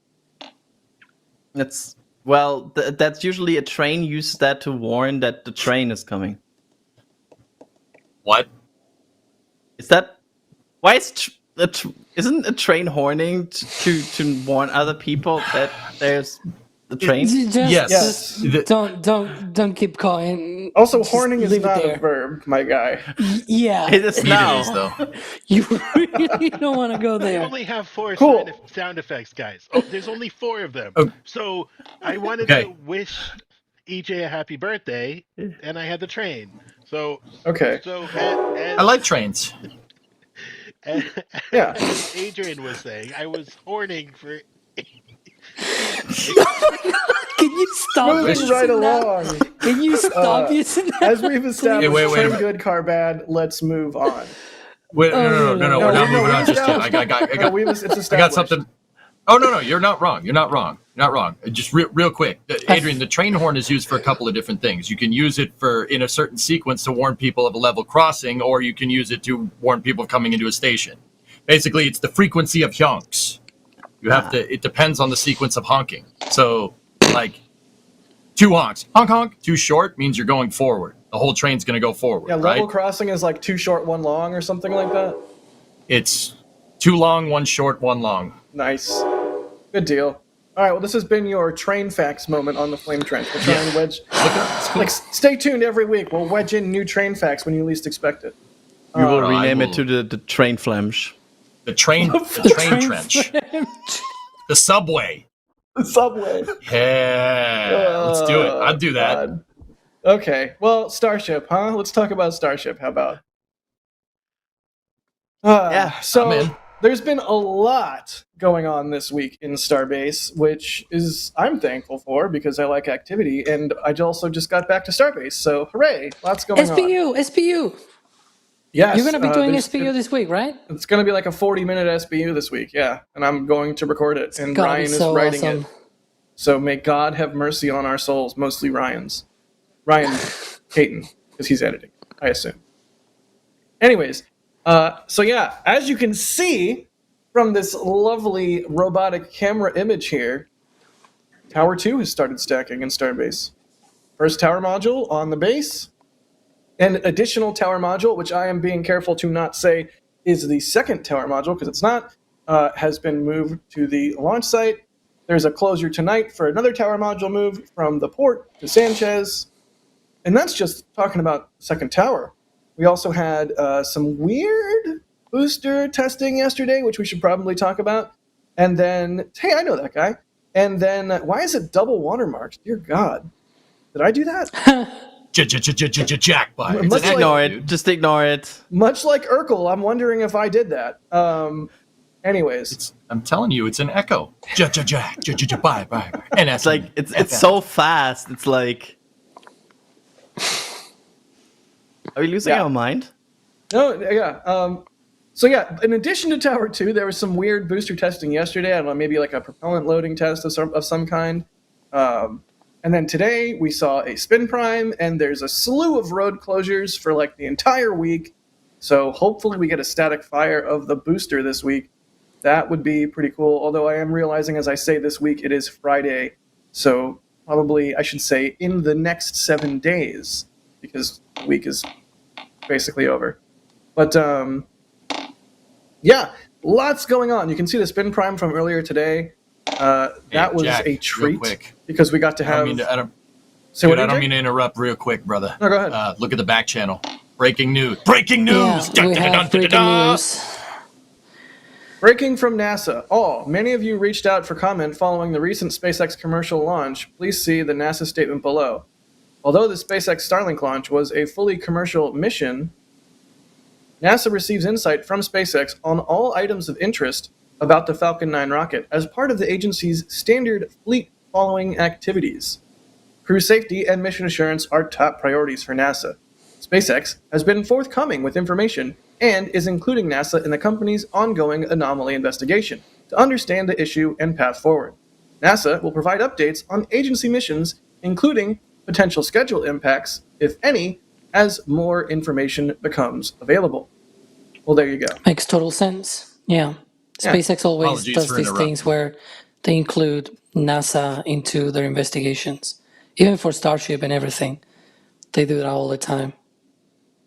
Good deal. Well, that answers some questions we had earlier in regards to the Falcon 9 second stage anomaly. Sorry for interrupting, dude. I No, don't like doing that. No, this was breaking news, EJ. You did right. Breaking. Dun dun dun dun dun dun dun. They're Batman. We probably need something like that, right? Breaking news from NSA. Kevin, can we get like the breaking news ticker, like sound, like you know what I'm talking about? Can we get that? We need the typewriter. Look at that spin prime. Oh, hey, look, the booster did a spin prime. Yay! But no, for real, we're getting... Actually, interesting thing though. The booster did a spin prime. That's not a given these days. Yeah, if I remember correctly, the previous 2 flight boosters did not do a spin prime. They went straight to a static fire. So that is certainly something we could sort of dissect here a little bit. Why do we think that they felt it necessary to do a spin prime? Could it have been changes to the GSE? Could it have been changes to the hardware in the form of changes to the vehicle, or perhaps even changes to the engines? I don't know. EJ, why do you think they might have done this spin prime versus going straight to a static fire like we saw on the previous 2 flight boosters? Changing the hardware, man. That's an easy one.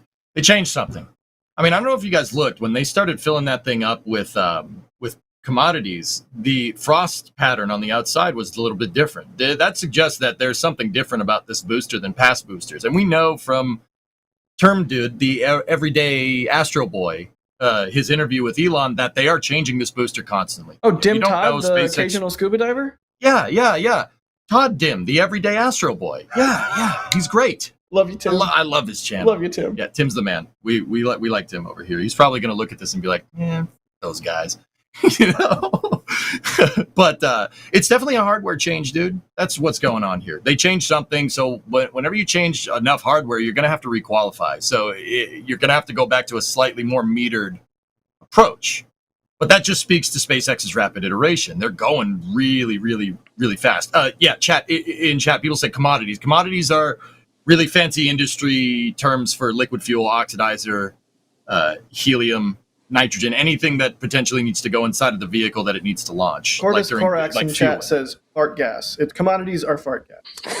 Yeah. Cow farts. But it could be oxygen as well. You never know. Helium or nitrogen. There's now I wonder if that fluids. name is, by the way, Corvus Corax, by the way, now I'm wondering if that is related to a German medieval music band. But go on. Right. Sounds like a scientific name for like a raven or something. Anyways, you know what, EJ, that immediately makes me think about is we have seen statements from SpaceX about previous Starship flights. The clogging issue with the LOX inlets to the Raptors at the bottom of the LOX tank there. Perhaps the need to do the spin prime is related to some sort of fix or additional filters or what have you that they've installed to potentially mitigate that clogging issue. And that could be the hardware change that necessitated this. I'm completely guessing here, but as you were talking, I was like, wait, didn't they talk about needing to add more filters or something? So maybe it's that. I don't know. Alex, it looks like you have thoughts. Go. The whole thing with the spin prime, sometimes they just also improve the engines. Because sometimes they just have newer batches of engines. And maybe Booster 10 and Booster 11, they were sort of the kind of same engines that they had been using. Not the same exact engines, of course, but the same kind of engines, same kind of batch of engines that they used on Booster 9. And since Booster 9 was, normal to some extent, maybe they thought, it's not needed to do it on 10 and 11. And that could also be the case, right? It could be anything, really. Not just the plumbing, it could be also the tankage, it could be the engines themselves. Maybe there's some little improvements with Booster 12 on their engines, because I think we're already like well over 350 in terms of the serial number, right? So they have had literally hundreds of engines to be able to iterate, to be able to produce something even better. And we might see that with Booster 12, right? And there you can see some of that work of the second tower. I know it's not the main thing that we're talking right now, but I guess I can talk about what we're seeing on screen here, which is that mega construction there of the orbital pad B. It's always crazy to think that we're gonna have 2 towers at Starbase. really, Can't really wait. soon.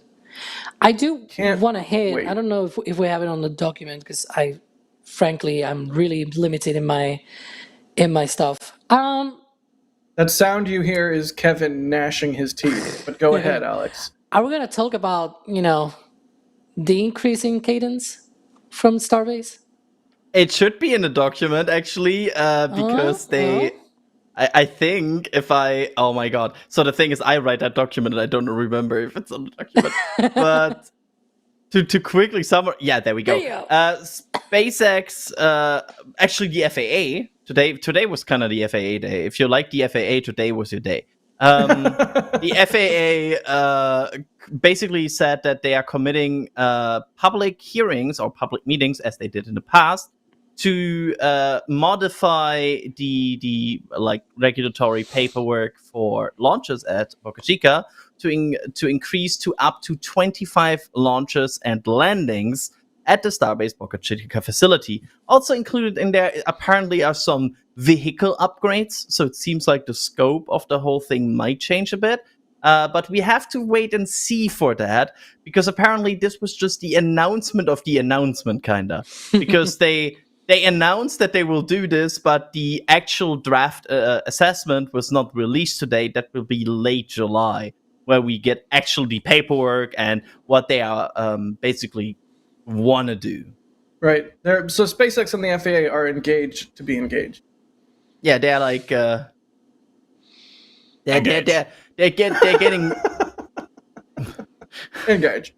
They're getting ready to get They're really needed. ready. Good deal. Yeah, it'll be interesting to see how that all plays out. If you are local, I think EJ just drank some shrink juice. No, I'm here. Sorry. No, you're good. If you are local to the Starbase area, or you can contribute to the public comments that the FAA is seeking, you should do that. Although, keep in mind, one of the things that held up the what was it? Was it preliminary? It's the PEA. Preliminary Environmental Assessment. Yeah, one of the things that held that up for Starship launches from Boca was the sheer volume of public comments. I still love the fact that they were dismissed in like a single sentence somewhere and be like there was also a lot of comments from the SpaceX community around this vehicle. Yeah, there were something like 13,000 comments or something like that. It was mind blowing. So yeah, we'll have to see how that plays out. Like you said, Adrian, you said late July. We expect to see the actual documents drop, and not just like an announcement that documents will be dropping. Yeah, this feels like when game companies announce that they will release a trailer. Like it's like, hey, on 28th of July we will release our new trailer. I'm like, don't announce an announcement. It makes me it gives me more wait time. I hate waiting. Yeah, you didn't even. It could be worse. It could be Kingdom Hearts 3. Don't talk about that. Sometimes waiting is the hardest part. Well, and we didn't even know we were waiting, but now we know that we're waiting, which makes it even harder. It makes it. I was not actively waiting, but now I'm waiting, which makes now I will have to refresh the FAA page again, like every few minutes after. Also, what's late July? When should I start refreshing? What do we define? Last week of July. Week? So like 23rd? Yeah, second or third week of July is mid-July. First week of July is early July. Last week is late July. That's how I would interpret that, but I am by no means the calendar master. Yeah, Adrian's running down a dream here. I want to pose a question to you guys. No. Moving on. Come on. No, I'm kidding. Go ahead. EJ and Adrian. I'm seeing their feet. There you go. You can see them. What's the question, Alex? What's the question? Just get to the question, please.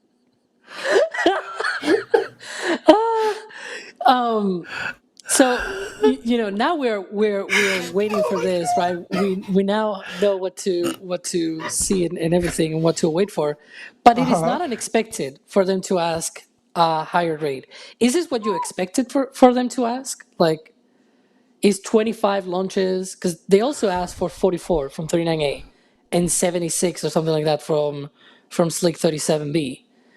That's a ton of launches. That's like between all launch pads, it will be 150 per year, which is Falcon level. I don't know Is that that I what you had expected? an expectation for what they would ask for, but 25 seems like a good number for me. Yeah. I mean, at a certain point, especially when it comes to Starbase in particular, how much commodities, there's that word again, how much commodities they can actually get to the launch site. Like, what can they actually transport? What is going on? Oh, it's the breaking news sound. Is that breaking news? Well, we don't have breaking news now, though. But I like it. I like it, Kevin.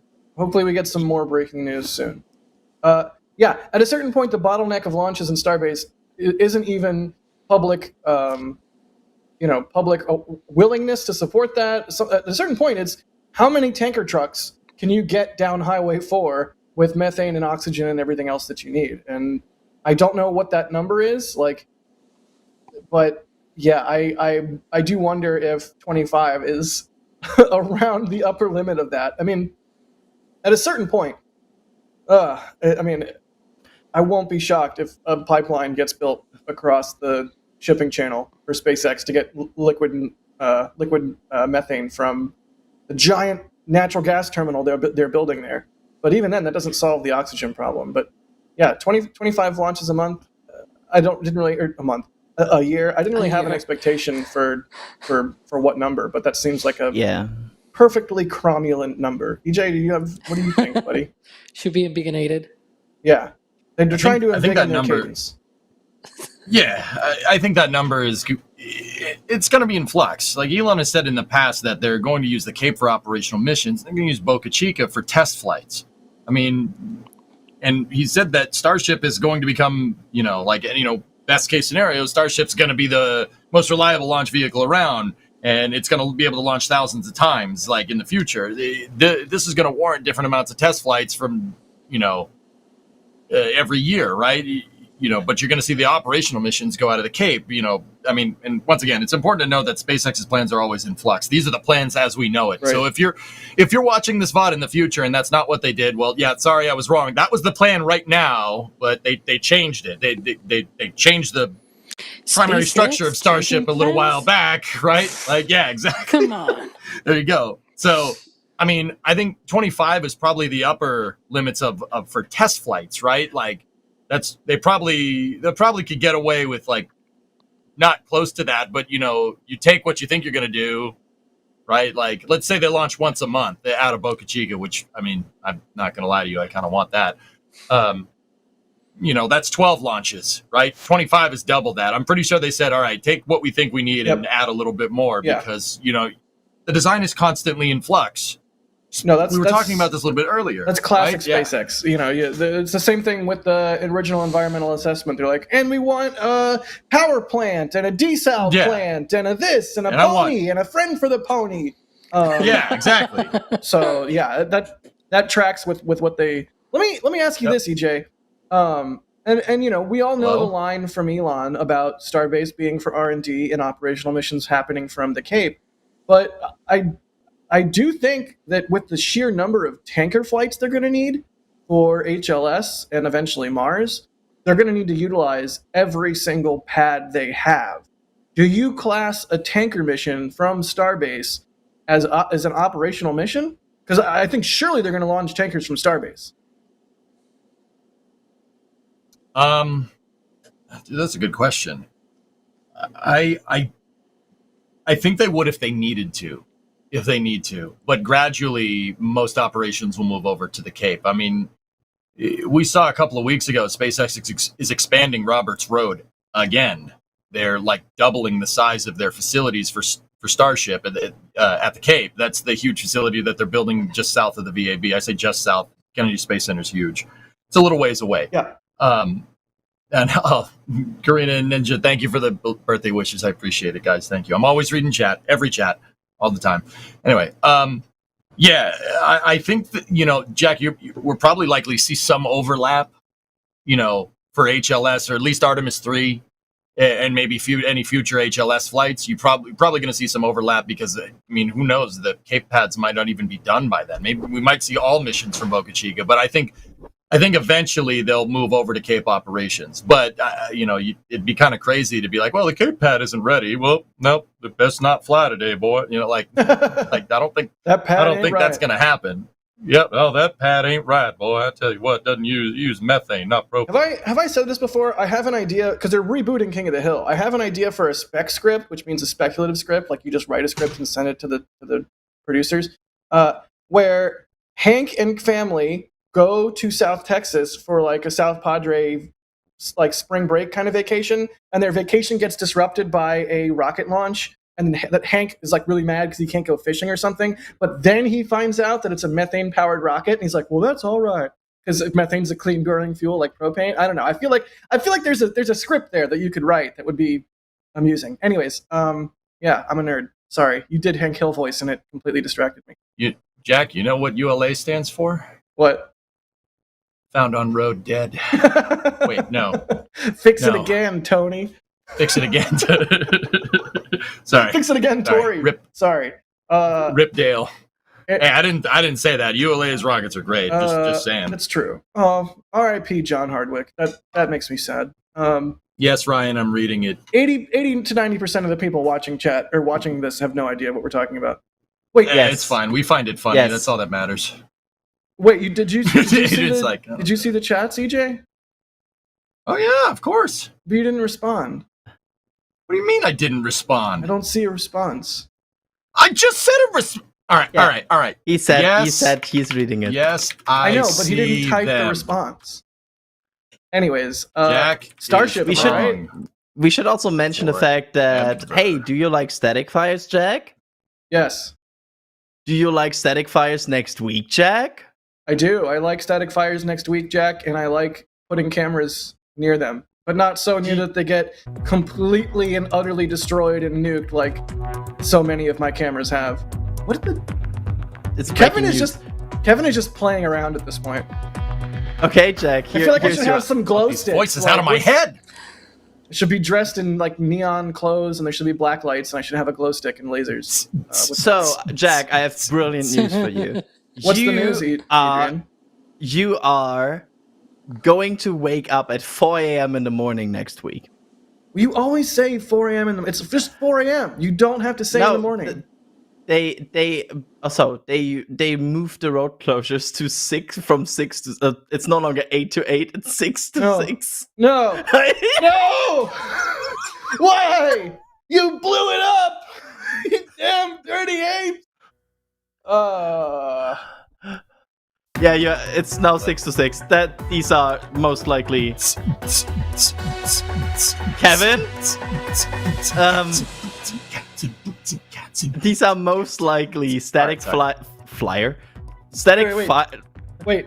Hang on, Kevin, stop the music and then start the music right now. Go. This just in, I'm hearing we have breaking news from Cameron County in Texas. That's right, we have breaking news from Starbase. Let's go to Adrian now for the details. Adrian. It's 6 to 6 closures next week for static fire. I think, because they did a spin prime today. I mean, they could do a pre-burner. Who knows at this point? I thought they would go straight to a static fire, and then they did a spin prime, so they could do a pre-burner. But yeah, this could be most likely from July 15, 16, and 17. It looks like we are getting static fire attempts of booster 12. And this is, of course, Monday, Tuesday, and Wednesday. All right, well, stay tuned for more. Thank you so much, Adrian. And now to EJ for the weather. It's raining sideways! I thought you were going to do the Bill Hicks quote where, like, today, young man on acid learned that everything's a slow vibration. That's a classic one. But no, you didn't do that one. You did something else. That's fine. Rest in peace, Bill Hicks, also. Yeah, Starship, am I right? I guess we'll be waking up early next week. Breaking news and all that. Breaking news. What haven't we talked about yet? Like the booster 15's methane section is outside of Mega Bay 1. Yay! The work on Star Factory continues. Like, I don't know. Like, what have we missed? I think we're kind of through. Let's ask some questions from chat. I think Yeah. also some person here needs to go because they are running out of data and battery and everything. I'm Alex. I have AirPods in to make this stream work in some sort of Rube Goldberg fashion because I'm traveling and don't have my usual setup, so I have to leave early. You know, it's Apple's fault because 7 this thing o'clock. just You're muted. runs out of Technically, battery, you're which is muted. really, really. No, I'm muted for not. you. No, but Alex they is can hear muted. me because I am not muted on vMix. I feel like we cannot Hi, hear him everybody. anymore. I have to drop but- out. He's doing it on purpose. All right, well, bye, Anyways. Alex. Bye, Alex. Bye. Meanie. What a big meanie. Stop calling me names, chat. No, I see the camera focus. Don't worry about it.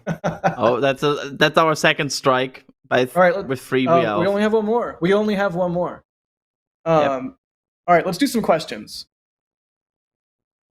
Join the Noob is asking, how did SpaceX suddenly get so many hot dog tanks after they built the vertical ones because they couldn't get enough hot dog tanks at first? I think the answer to that is they ordered them. sorry, something in my throat. The answer to that is You okay? you can get horizontal tanks. It's just they're in high demand, so there's a lead time. So at a certain point, they probably built the vertical ones, were like, oh crap, these vertical ones suck for whatever reason, and then started the process to procure a whole bunch of the horizontal ones. So yeah, I don't think it was necessarily suddenly. To us, it's suddenly because we don't have insight into this whole process. But that would be my completely speculative answer. Is they have had time to line up the. Alex, what are you doing? What are you? I thought you left. We still can't hear you. I know they can, but we can't. All right. So yeah, that's my answer. Does anyone have an additional answer for Join the Noob as to how the heck they got so many horizontal tanks so quickly? SpaceX has people that work in acquisitions, and they're grabbing off the shelf stuff as much as they can. They probably just went around the country and said, "Hey, guys, got any spare methane tanks?" I mean, they do that. I mean, like, okay, here's how I look at this. They were able to, so whoever works in that acquisitions department for SpaceX was clearly able to acquire 2 freaking oil rigs back in the day. So if they could just be like, yo, hey, you guys got an extra oil rig lying around? I'm pretty sure they could go, if the person is that persistent to go buy a freaking oil rig, I'm pretty sure they could go buy those tanks, right? It's just going to take some time to go and find them. Right. Yeah. Good question, though, from Join the Noob. James Myerscough is asking, will the new orbital launch mount for Tower 2 be more resilient, or will it have to be repaired after every single launch like the current one? Well, I tell you, it better be. I mean, you would think and hope that the lessons learned from the first pad translate into a better second pad. I don't know. Adrian, you're nodding. What do you think? So we have so far seen very much indication and stuff on that the tower changed. We have seen comments that there will be a new way to dispose the thrust with, of course, a proper flame trench system. Apparently, hey, he said the thing. He said the thing. Yay! I said the title drop. So I would be very surprised if they didn't learn anything from the OLM. So will it be more durable, more resilient? We'll have some upgrades. Yes. Like I think almost certainly. It's such an early prototype, if you think about the whole process here, that there's no way that SpaceX hasn't learned like a ton from 4 flight tests now, and will have like significant changes to the launch. Let's do a little thought experiment real quick. All right, chat. Thought experiment time. Close your eyes. I don't like thinking. Yeah, you know, just come on, trust me. I know it's hard. I know brain not one make think. Close your eyes and think about Starship Mark 1. Remember Mark 1? Huh? Remember how crappy it looked? Especially in retrospect, as we have the really nice, beautiful starships now. All right, your eyes are still closed. You're thinking about Mark 1. Now, think about Pad A in Starbase. Pad A is the Starship Mark 1 of Starship launch pads. Any subsequent pad they built or build is going to look much better because they're going to use what they learned from building the first one. In the same way that all subsequent starships look better and better and better compared to Starship Mark 1. So I think it's really important to sort of drive that home in your head. Pad A in Starbase is not its final form. It's not even over 9,000 yet. Right, EJ? What does the scouter say about his power level? It's over 9,000. What, 9,000? Was that funny? I can't. Yes. It was Adrian. I didn't expect Adrian to chime in so perfectly. But yeah, So- that's my thoughts about that. So, EJ, you Jack, have what any- is your anything to what add? does your perfect cell starship look like? Or your Super Saiyan starship? What does that look like? Oh, buddy. Perfect cell starship would be which was the one that was carbon fiber and looked like a giant space whale and was like 12 meters in diameter? Was that MCT? Or was that ITS? I think it was ITS. I think my perfect cell starship is ITS. I liked late stage BFR.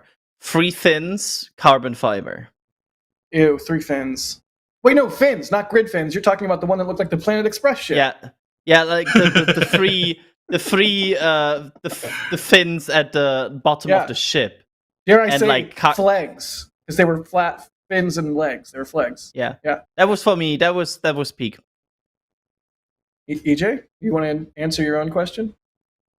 Long starship. No, like version 3. It looks so bad. It's so It's the most ugly. powerful. Uh, What for me? Why? EJ, why you're joining the dark side here? Why do you want to hurt us? I just said it was the most powerful. All Yeah, right. you're right. That's fair. Let's run some support real quick, and then let's do some more questions. Wait. Ship 26 is the trunks of starships. Okay. Get out of here. Don't besmirch Trunks' good name. Come on now. And once again, like 95% of chat has no idea what we're talking about. It's the best. The amount of pop culture knowledge you need to get the full subtext of this show is at this point insane. Hey, we're helping people. We're flying our nerd flags high. It's okay. Booster 1058, thank you for the support. They say not just that Jack is back, but he's orange. I'm orange. Mabel Jeffers, thank you for the support. Bloodhound09, thank you. They say, I'm sorry, Alex, I failed you by giving Adrian credit for your spreadsheets. Steve Kalovic, what's up, Steve? Saying great to Jack back with my favorite team. That's what he wrote. I don't. But seriously, thanks for the $20. That's awesome. 42 Spacebar, gifting 5 Red Team memberships. Thanks for that. Moldy Space Industries. I love you, Moldy. We have a matching thing. Moldy and I have a matching thing. We won't say more than that. They say happy birthday, EJ. Thank you. Musical Wolves, thank you for the support. They say, can Jack make a cake that includes bacon? Ugh. Even I think that doesn't sound good. And a cake in the shape of a starship. Happy birthday, Starbase Live. Oh, I see what you're saying. It is Starbase Live's birthday, so maybe we need to make a cake for it. I was joking earlier on the Spin Prime stream that I should like go rub cake on all the camera lenses. Like SBL viewers would love that, right? Also, my anniversary of NSF because I joined the day SBL joined. Nice. Well, happy 3 years, Adrian. Thank you. It's been a delight. It's been wonderful. It's been great. when we say it with that much enthusiasm, people might think we're not being sincere, but it's been fantastic. Amazing. Stefan Batiste, thank you for the support. They say, why not stack new tower and test catch? With that one would save tank farm in case of failure. Because they want to test catch well before the second tower will even be close to complete. I think is a big part of it. Rankley with a $5 super. Thank you, Rankley. They say, I feel like I'm in the past watching a Spin Prime with a tower being built and no vertical tanks. What is this, 2021? Happy birthday, Starbase Live. Thank you so much, Rankley. There's a lot of 2021 vibes, like the stacking of tower modules, the lack of the vertical tanks. I'm I'm loving it. Honestly, it feels really nice to have some serious changes coming to Starbase. Oh yay! It's a cake.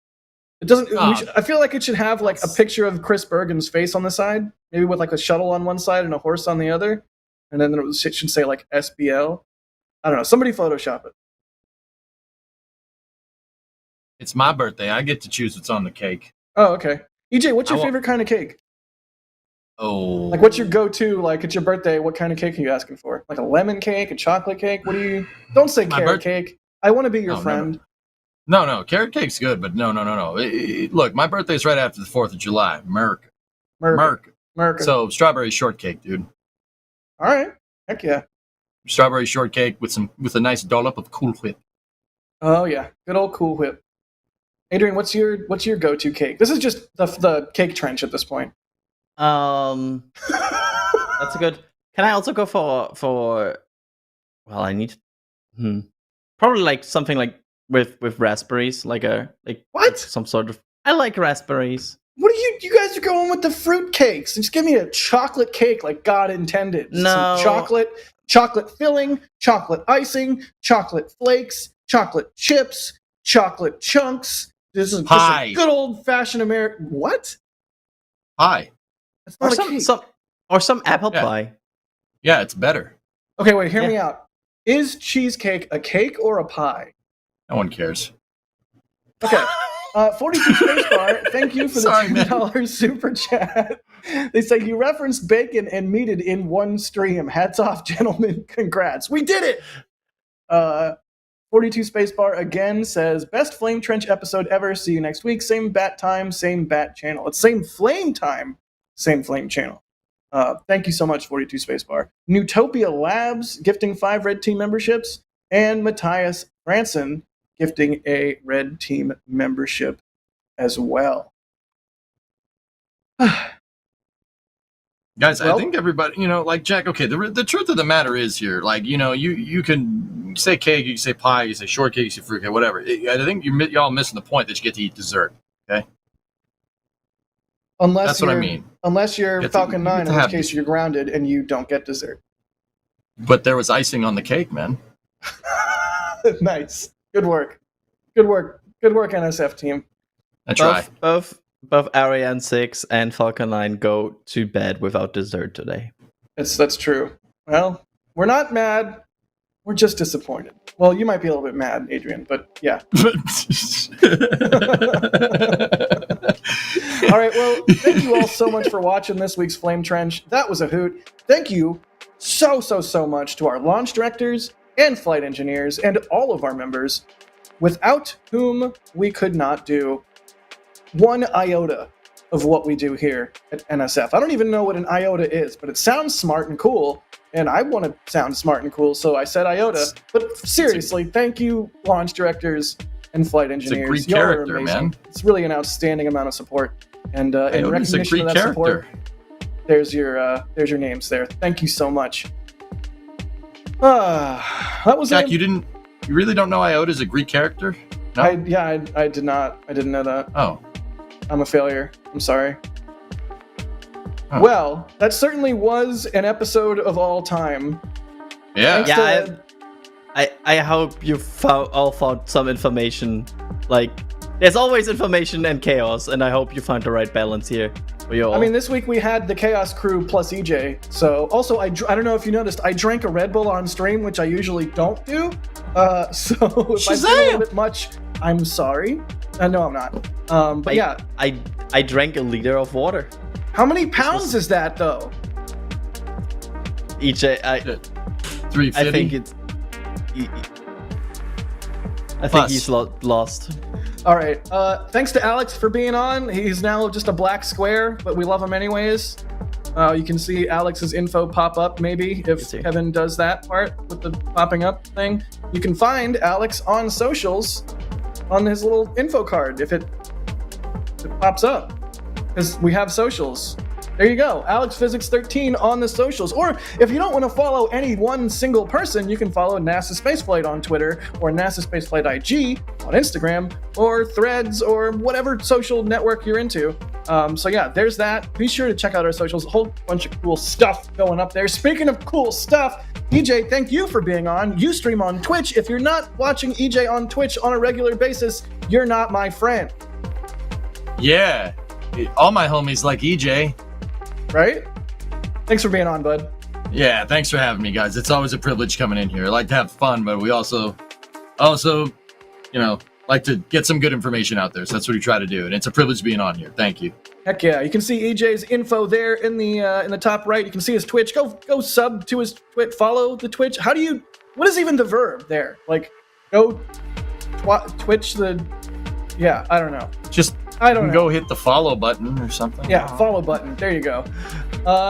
And of course, I'm me. Hi, I'm Jack. My info will presumably pop up. I didn't do Adrian. Adrian is also exists. Hello. How could you forget my boy? There's your info. BC Car Counters. Talk about joining NSF 3 years ago. That's a retro Twitter handle if I ever saw one. Yeah, I enjoyed this. I thought again I loved the first part being like very, very serious, and like we had good discussions, and then I also drank having a some Red fun. Bull. And then you drank a Red Bull, and all hell broke loose. Yeah. So yeah, I like this. This was fun. I hope viewers enjoyed it as much as we do. Good deal. Also operating the stream this week was Kevin Michael Reed. The very best Kevin Michael Reed, the one and only. So thank you, Kevin, for running in a giant human-sized hamster wheel that makes things go. That is powered by love from our Bembis or something. Yeah, that makes sense. Sure. And Jay also operating the stream along with Kevin. And am I forgetting? Am I forgetting anybody? I don't think I'm forgetting anybody. You forgetting chat? There's Say everybody's thank you to socials. chat. Follow everybody on the socials, or don't. Or What just about follow chat? NASASpaceflight. Dude, just do the things. Do all the things. Thank you, chat. Hit the Yeah, subscribe. thanks for Hit the- all questions and that stuff from the chat and everything. Hit Always the- helps when we don't have to when we get external input, because then we have to put less internal input. Wait. And you know how that goes. Wait, does Leica have an info card? Hang on, I'm gonna get Leica. She has an info card. How he mean would gone? it be? Yeah, the dog. There's the info card. Hey EJ, how you doing? Gut und der? Very good. Ja, sehr gut. Ja. Yes. Who's your dog? Who's your dog? Who's your crazy dog? Who's your crazy dog? Yes. Oh God. End the show. Nice. End the show. And the show. Hey, Jack, do the dishes, man. What are you doing? The kitchen is dirty. What are you doing? Don't crank the music up over me. This is ridiculous. And here we go.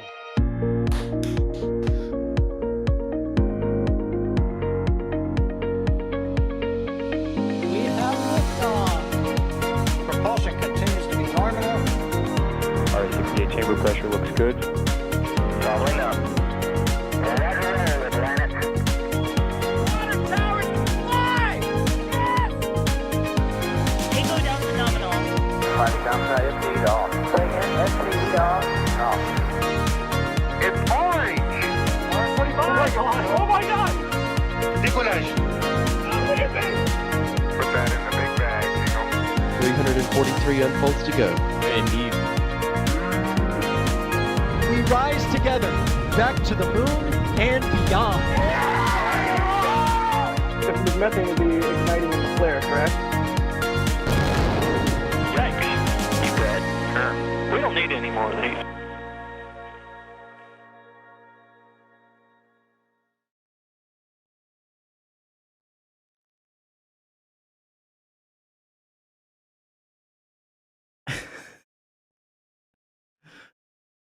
We're playing tug of war.